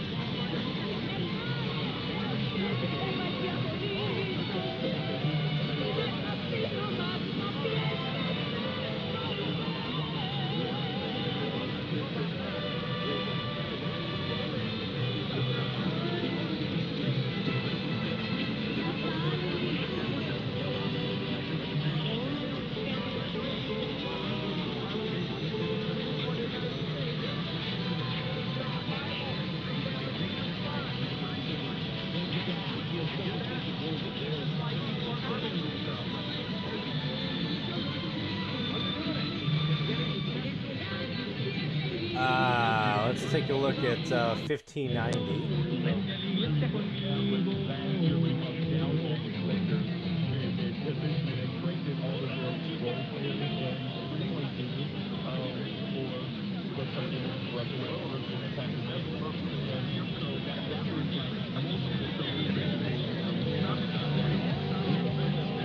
See if we have anything here on 1590.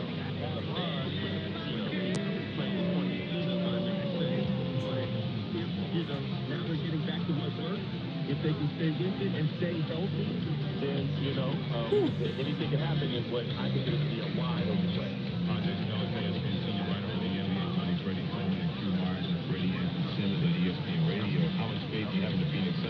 I'm assuming this ESPN is still Texas. However, let's take a look now. Let's go to our Air Spy HF Plus Discovery and see if we're still hearing them over here.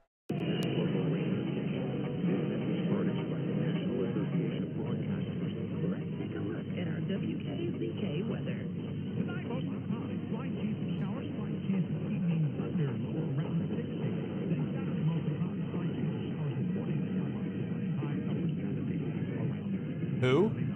Sunday, mostly sunny though, 80. Monday, partly sunny, breezy, highs in the low 80s. Georgia, GP, John Weatherby in the Georgia 811 Weather Center. Contact 811 before you dig.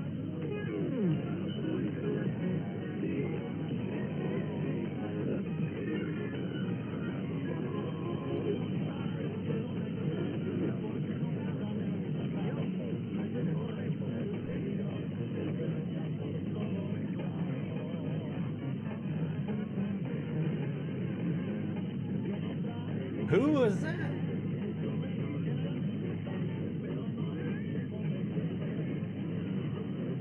Oh.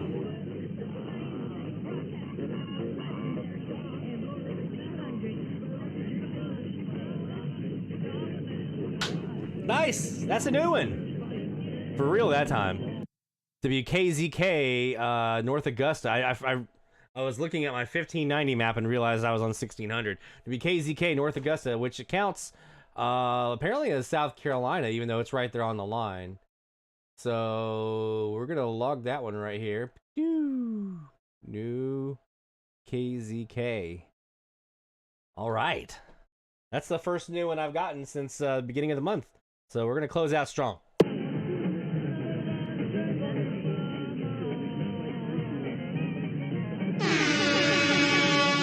Yeah!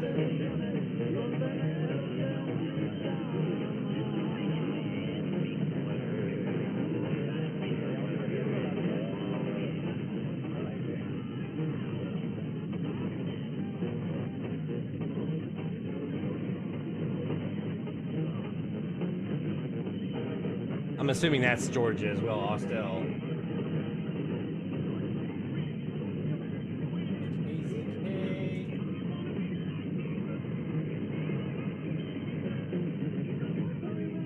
Nice, and that is on the northeast wire, so that makes total sense.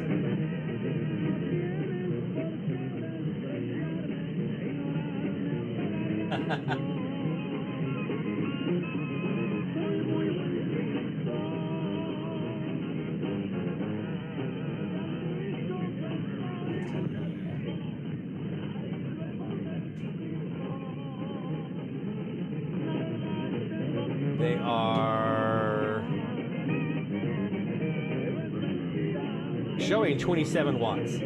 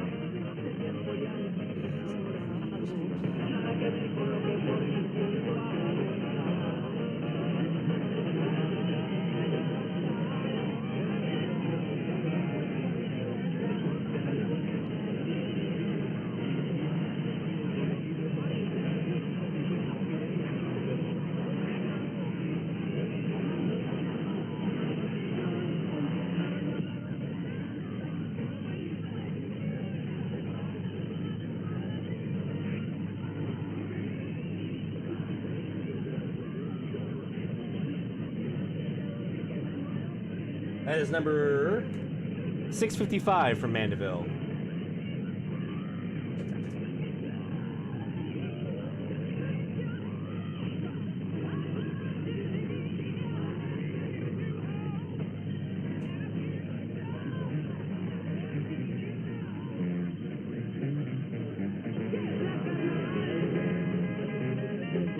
I believe what you're hearing there was kind of sounds like it's just kind of switching back. It's the carrier lock. So as one gets stronger, it's locking on that carrier, and then it's kind of bouncing back and forth. So I've got this carrier lock enabled. I can turn that off, and it'll stop doing that. It should. Let's see. Yeah, see? And you can see what it does. It actually reduces some of the fading that you're getting, which is one of the reasons why you would like to do that.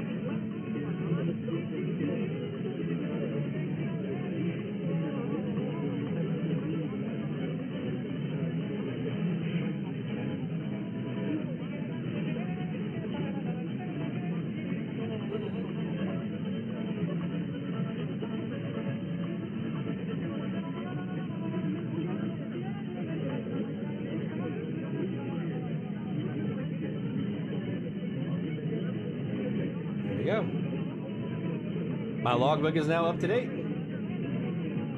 If you go to the DX Central Online, go to the logbook area or the shack area, you'll now get to see our updated stats. That should put me at 6, I think, here on 1600. Yep, 6 stations now on 1600. Which is 10.5% of the U.S. stations that are licensed.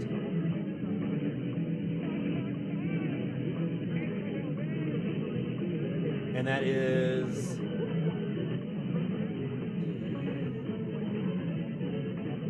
South Carolina number 6, which gives me 6.9% of the stations licensed in the state of South Carolina now logged from Mandeville. Thanks to our friend Mesa Mike for his amazing website that allows me to do that kind of analysis. Very cool. Let's take a quick break. When we come back, we'll have more live DX, and we'll be getting ready for our next top of the hour alert. And then we'll do our DXC tweet of the week and all that good stuff. So don't go anywhere. More live DX is coming right your way on DX Central Live. DX Central, because we're all about radio. Visit us at dxcentralonline.com or check us out on YouTube.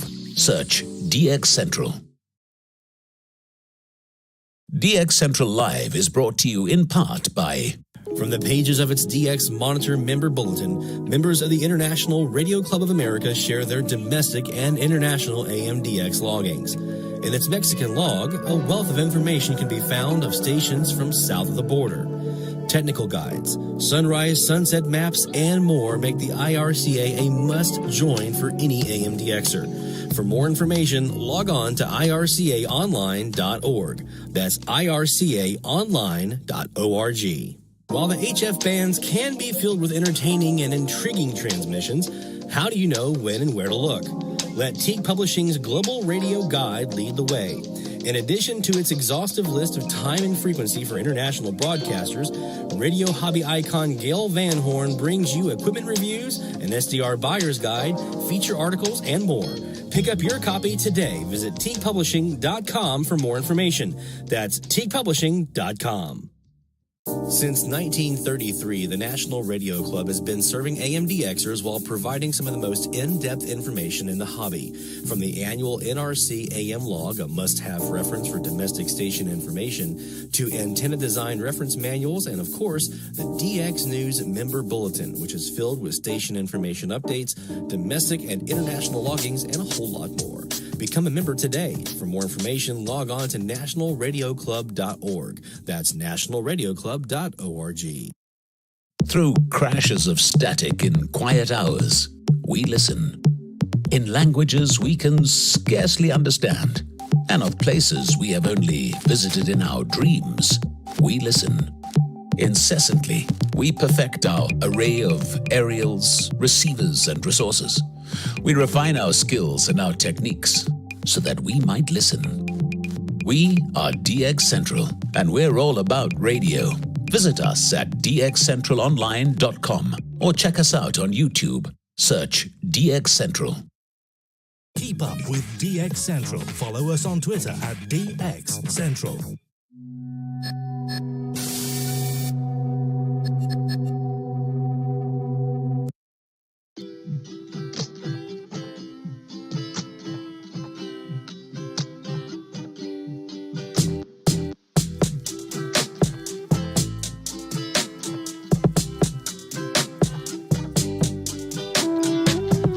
From the DX Central North Shore Studios, this is DXC Live. Now here's your host, Lloyd Van Horn.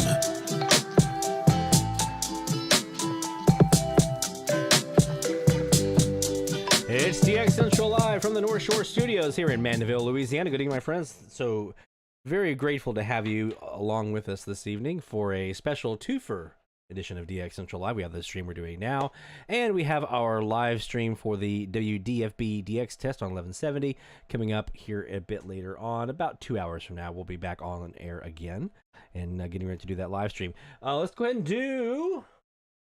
Where'd it go? There it is. Our DXE tweet of the week. It's time for the DX Central Live hashtag tweet of the week. Tweet. Tweet, tweet. And so our DXC tweet of the week is from our friend, Mr. Barry Bankston, who is our weekly, just absolute crushing it on the mean wave frequency challenges. And in honor of his catch this week from Haiti.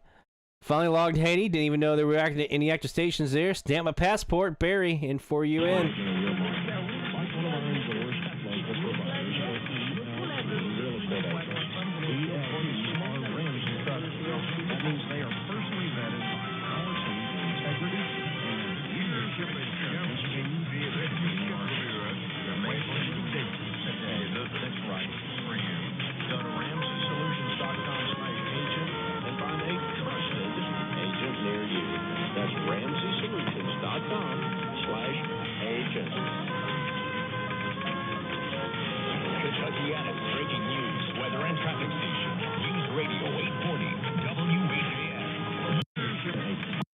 So there you go. That's let me go ahead and get that paused. All right, so there's our DXC tweet of the week. It's from our friend Barry Bankston, getting Haiti for the first time, and a couple little nice little bits of audio in there that we can use to try to help each other out. Maybe see if we can hear Haiti. You hear some of those little horn sounds, some things like that. Might be a little clue. Obviously, the French is a very good clue on 840 that you're hearing Haiti as well. So I've heard him twice when I was in Charleston, where I had a nice direct shot down into Hispaniola. Once was when WHAS was off the air. The other time I phased them out and got rid of them and was able to hear Haiti. And that's it. Since then, haven't heard him, not even a whisper. I'm a little closer to Haiti here than I am Dominican Republic, so I'm hoping I've got a shot on 840 at Haiti. But I hear, I think usually early evening or around sunset time is the best time to hear them, because they do sign off in the evenings, later in the evenings. So we'll give that one a shot, see if we can add them in when we swap our antenna back to the south again here later on, or to the southeast on our other one. So thank you, Barry, and congratulations on Haiti. That's our DXC tweet of the week. It's time for the DX Central Live hashtag tweet of the week. Tweet. Tweet, tweet. All right, so let's get ready here for our next top of the hour alert coming up here in about 8 minutes or so. We are sitting our two frequencies of the week, our 1590 and 1600. So far on the two frequencies, we heard on 1600, we have heard AOS out of Austell, Georgia. Sound like they might be on not their nighttime power. Maybe. I don't know for sure. Maybe. WKZK out of North Augusta, South Carolina. Supposed to be 27 watts, maybe on not their nighttime power. Shame. No sign yet of other regular contributor here, KUSH out of Cushing, Oklahoma, Cush Radio, and KNWA out of Belafonte, Arkansas, around your way, Keegan. Haven't heard them yet here. KRVA out of Cockrell Hill, Texas has been heard, so that's another one that we'll be shooting for this week. See if we can get them in here. KLEB in Golden Meadow is another one we usually hear a lot, but not lately. I haven't heard of much either daytime or at night, so we'll be seeing if we can get them. Here's a good one for a sunset target for our East Coasters and our Midwest folks. The MQM in Lakeland, Texas, are a 50K daytime station. At night, they are, I think, 35 watt power down, so that's a good one in the Memphis area here for a sunset look, so we'll be looking for that. Speaking of, I know Rick mentioned last month, and we've been following suit on that. I've been recording sunset sunrise now for the entire month of February. Basically, I think it was 90 minutes before. What was my master set at here? Let's take a look and see. 90 minutes before sunrise, and then 60 minutes after sunrise, and then 65 minutes before sunset to 90 minutes after sunset. We've been doing just a continuous recording during those periods for the month of February. I'm going to keep that going in March, because as good as February was for sunset sunrise, March is even better. And the reason for that is because in the United States, the FCC calculates sunset sunrise times based on the middle of the month. So the 15th of the month, whatever your sunset or sunrise time is at the 15th of the month, that's what you use for the entire month for your sunset sunrise time, where you're supposed to power down or change your pattern or sign off or whatever. Well, in the month of March, the difference between the beginning of the month and the 15th of the month, and then the 15th of the month to the end of the month, you have a lot more daylight later on in the month as you get more daylight here in the northern hemisphere as it continues to grow along. So you have people who are switching power or signing off or changing antenna patterns based on as if it was the 15th of the month when you still have more darkness at the beginning of the month. So these first couple of weeks of March going to be really, really good for sunset and sunrise DX. So make sure that you're doing some gray line looking here these first couple of weeks of the month, because again, you're going to have more darkness during those times, but they're still signing off as if they were the middle of the month, or changing their pattern or the power as if they were the middle of the month when there's more daylight during that time of the month. So you're going to have this nice little window here for the next several weeks where you have a much bigger gap between what daylight you have now, what daylight you would have at that time frame later in the month. So take advantage, my friends. Sunset, sunrise right now. This is the best time of the year, among the best time of the year for sunset, sunrise DX. So take advantage. All right, let's take a look now at, let's go back to 1600, see if we still have, we're going to switch it up here. I'm going to move over to our northwest wire and see if we have anything away from AOS and the KZK that we can take a look at here on 1600. Let's see.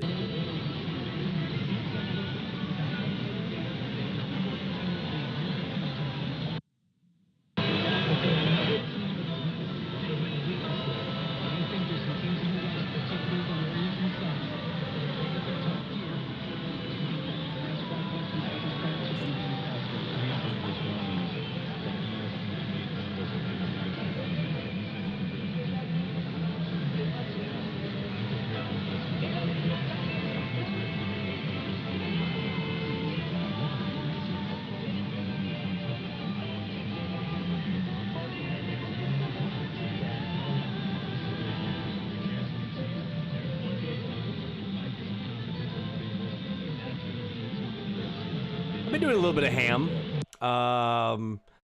Been doing some looking. We got international contest, ARRL International DX phone contest, which is always one of my favorite contests to do. Got that one coming up here soon, so I just got to figure out my microphone situation with my FlexRadio SDR. Haven't gotten that figured out just yet. But been playing, was chasing Bouvet, and that was a mess. Was chasing after a couple of others here recently. Trying to finish off my 8-band worked all states. Trying now for the third time to do that. I'm getting close. I've got 40 meters done, 20's almost done, 17's almost done. I got like 1 or 2 left on those 2 bands, and then every other band is down below 10 states left.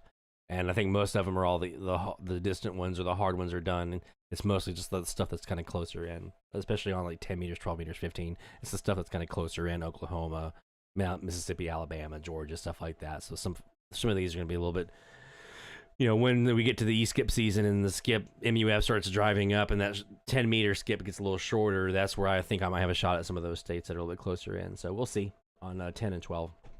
But yeah, I've been doing a little FM, or ham radio rather, lately.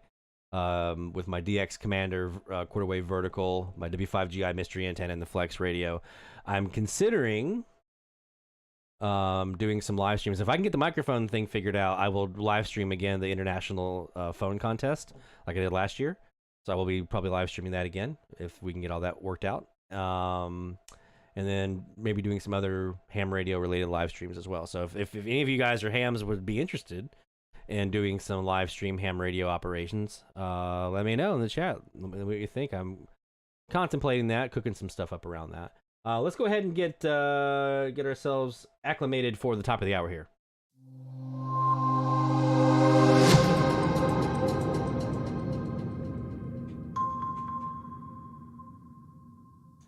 All right, let's go back. We are recording on the Perseus and the Jaguar software. We haven't spent any time tonight on this guy, the RSP-DX with our twin W6 LVP loop. So let's just take a look and see what we got. Let's go up here to, well, that's a little far. Let's go to 1590, and I've got my antennas pointing at 260 degrees right now. So let's just take a look and see what's there. Hello. Nothing? I kind of find that hard to believe.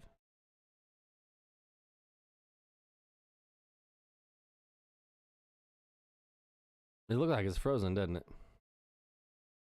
So let's stop it and then hit play. All right, looks like it's frozen. So let's go back to the AirSpy HF Plus Discovery. And we'll do that lock carrier. Let's go to 1590. Actually, hold on. Oh, that's AOS again. Back to 1590.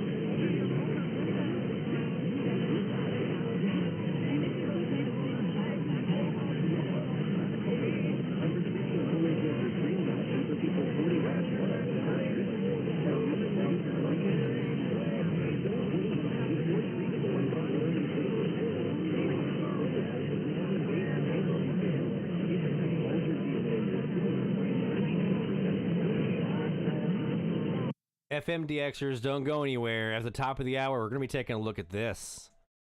We're going to be looking at this Tropo forecast from Bill's site. I know we've got some fog. I just saw the fog alert. We're going to be looking at this here after the top of the hour. So if you're an FMDX fiend like I am, don't go anywhere.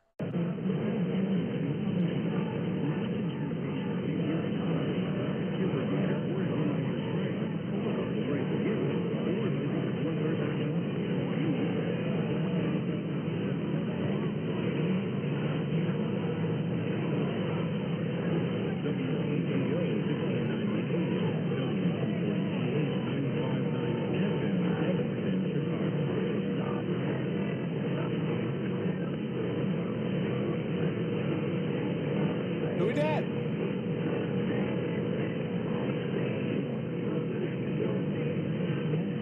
WKGO?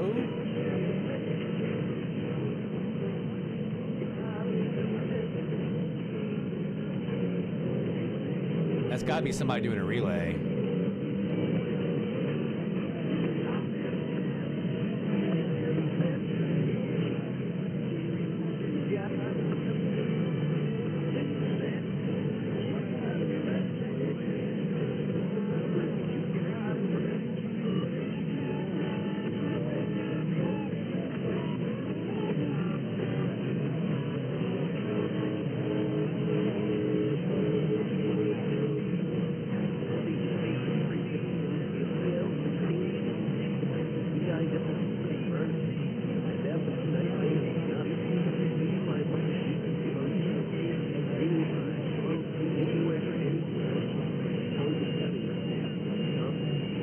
Once again, I was looking at the wrong map.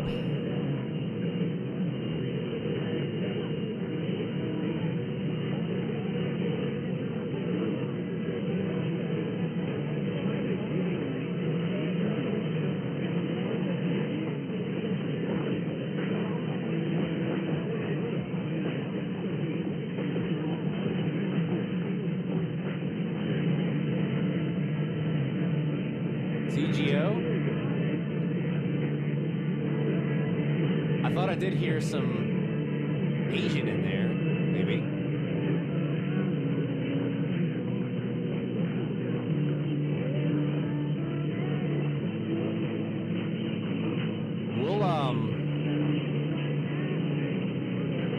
We'll circle back around to that one because I've been recording that one here. So we'll circle back around to that here in a minute and throw that in the SDR console and see if we can pull out who that was right here at the top of the hour. So we'll see if we can do that. Let's go back over now to our Perseus Jaguar combo, because we did record that. So let's take a look and see. Maybe something there.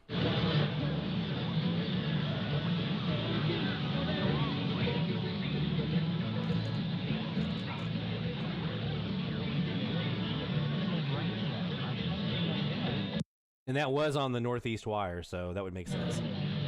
Ish.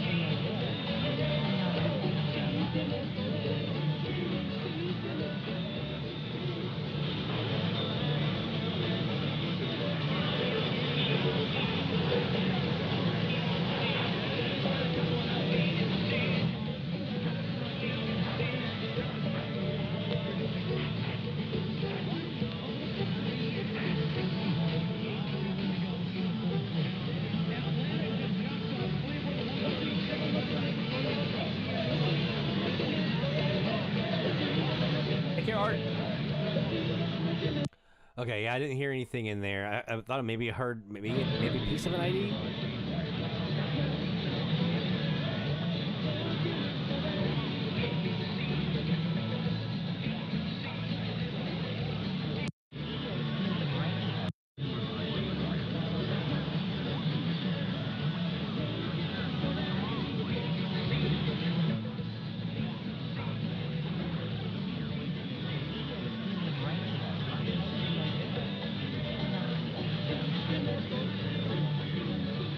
I'm gonna have to play with that one a bit to pull that out. That's a little bit tough in there.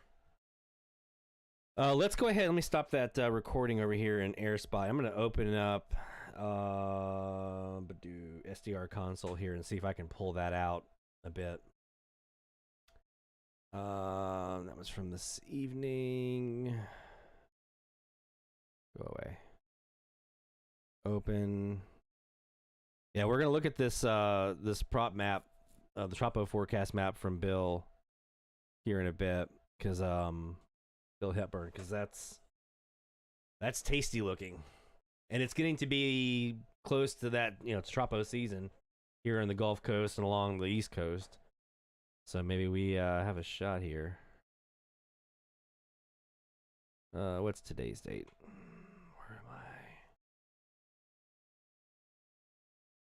Where am I recording to? I forget.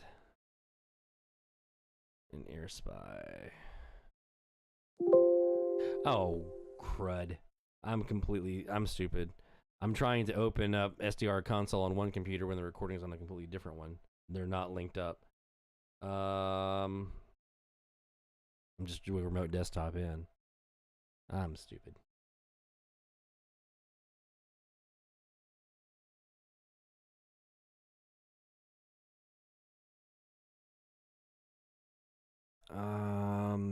This one I think is where I'm looking for. Okay, yeah, I'll have to go and see if I can pull that out. I'm not gonna be able to open that up here right now, but I'll do some work to pull that out. Let's take a look. First off, we're gonna go ahead and we're gonna get into DX test mode, because we are coming up here. We're at an hour, just under an hour and 40 minutes until this DX test. Come on. Here we go. Out of Kentucky. I can get all my lights to play nice. There we go. We got them all green now.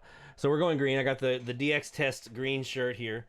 For those of you who might not have seen this before, what it basically says is that feeling when, and it's got a picture of a guy sleeping, and underneath it it says there is a DX test, but you have an SDR.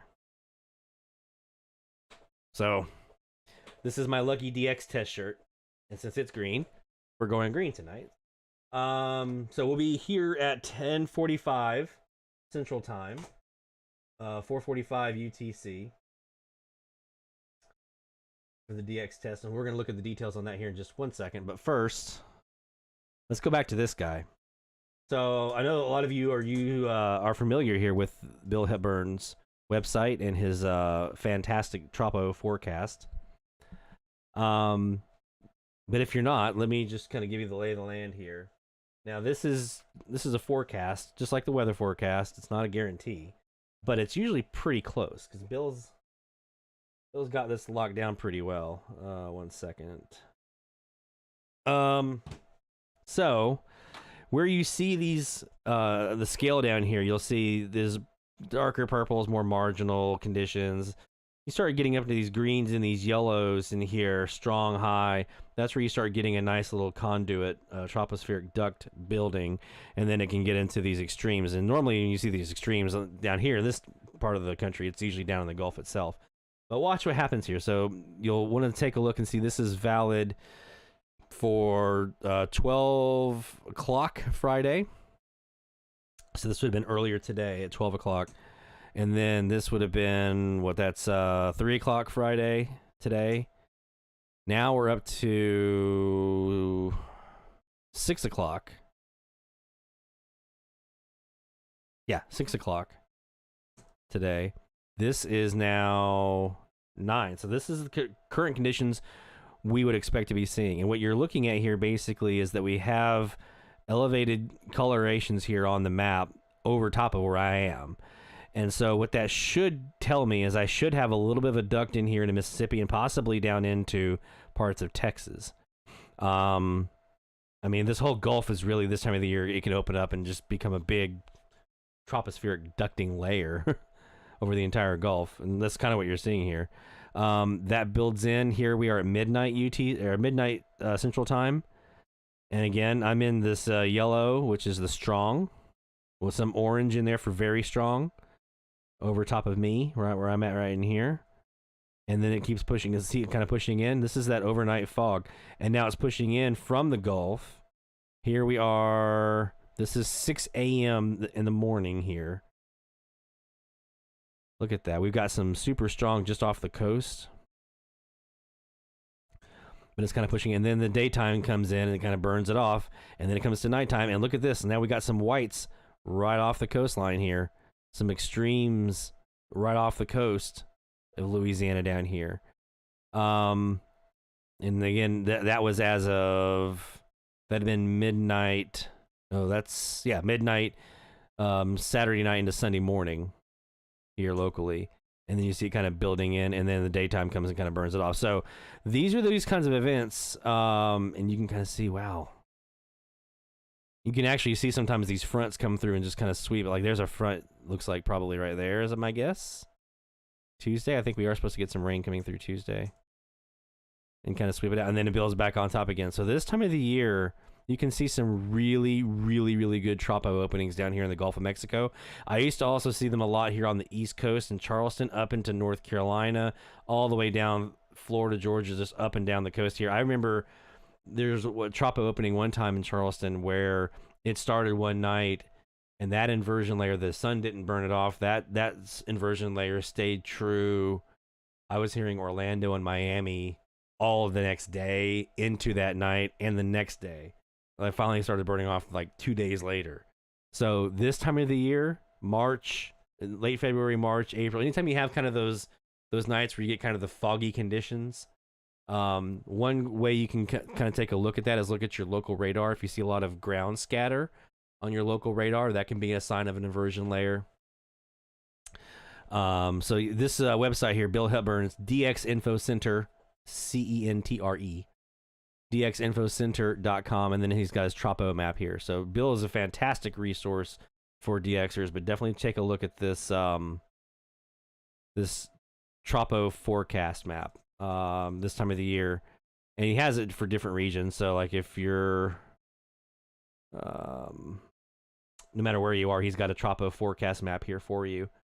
So this is just the one I use here in the Southeast, but like if you're here Western North America, out west, here's what you guys have got, right? Wow, that's an interesting looking feature coming in there. Doesn't look like a hurricane or a typhoon at all. Not at all. But it is going clockwise, so I guess it's not. But yeah, if you're into FMDX, definitely check out this Chopo forecast and Gulf Caribbean. That's where I'm at. Yep. So there, look at all. I mean, look at that. Look at it coming in like that. That's a nice little Chopo opening. So I should have some good conditions into Texas, possibly even I've seen some into Mexico with a map like this before. So should be some good conditions here for us. Let's go back and now look at our DX test information. I'm going to go up here to our website. Again, if you are not familiar, just go to dxcentralonline.com.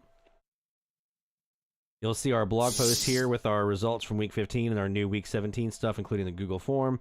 Here is the information on the stream itself for tonight.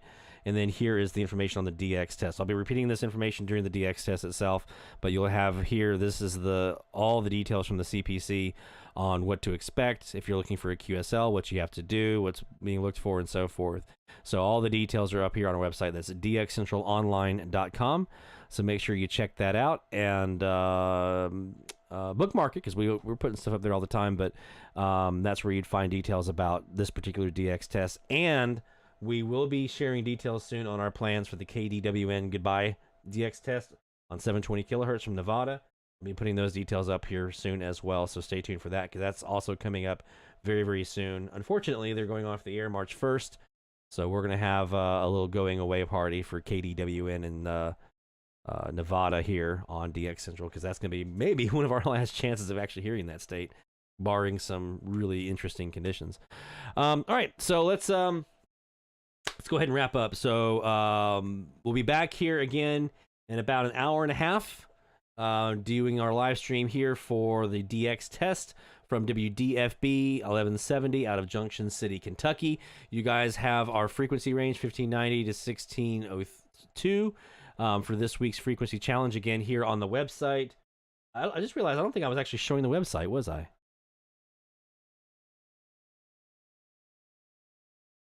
There you go. Here's the website. I don't think I was actually showing it on screen. So here's the DX test information. I forget sometimes. You guys can't see that. There's the DX test information on the actual DX test itself. Here is our information on the live stream that we're doing tonight with our links and everything else. And then you'll also find here on our blog post, here is the blog post with the week 17 announcement with the Google form here and week 15 results and all that kind of stuff. So there you go. That's what I was trying to convey to you guys. So definitely go to the website, get the details on the DX test for tonight. And then we'll be again starting up here at about an hour and a half. We'll fire back up again and we'll go over the details on the DX test. We'll sit on 1170 on our Perseus. We won't be using the Jaguar software tonight. We'll be using the actual Perseus software. We'll also have our AirSpy fired up with the Northeast CAS as well, pointing generally towards Kentucky. And yeah, see if we can add another new one. I don't have that station here in Mandeville, so it'll be a nice shop for us to get a new one in the log. I think the last time they did a DX test 20 years ago. I think it's 2002, 2003, so it'd be fun to try to get a new one in the logbook. All right, so that'll do it for tonight. This live stream, we'll see you guys in an hour and a half right here on DX Central Live for the WDFB DX test. Until then, my friends, take care. 73 Best of DX. We'll see you in a little bit.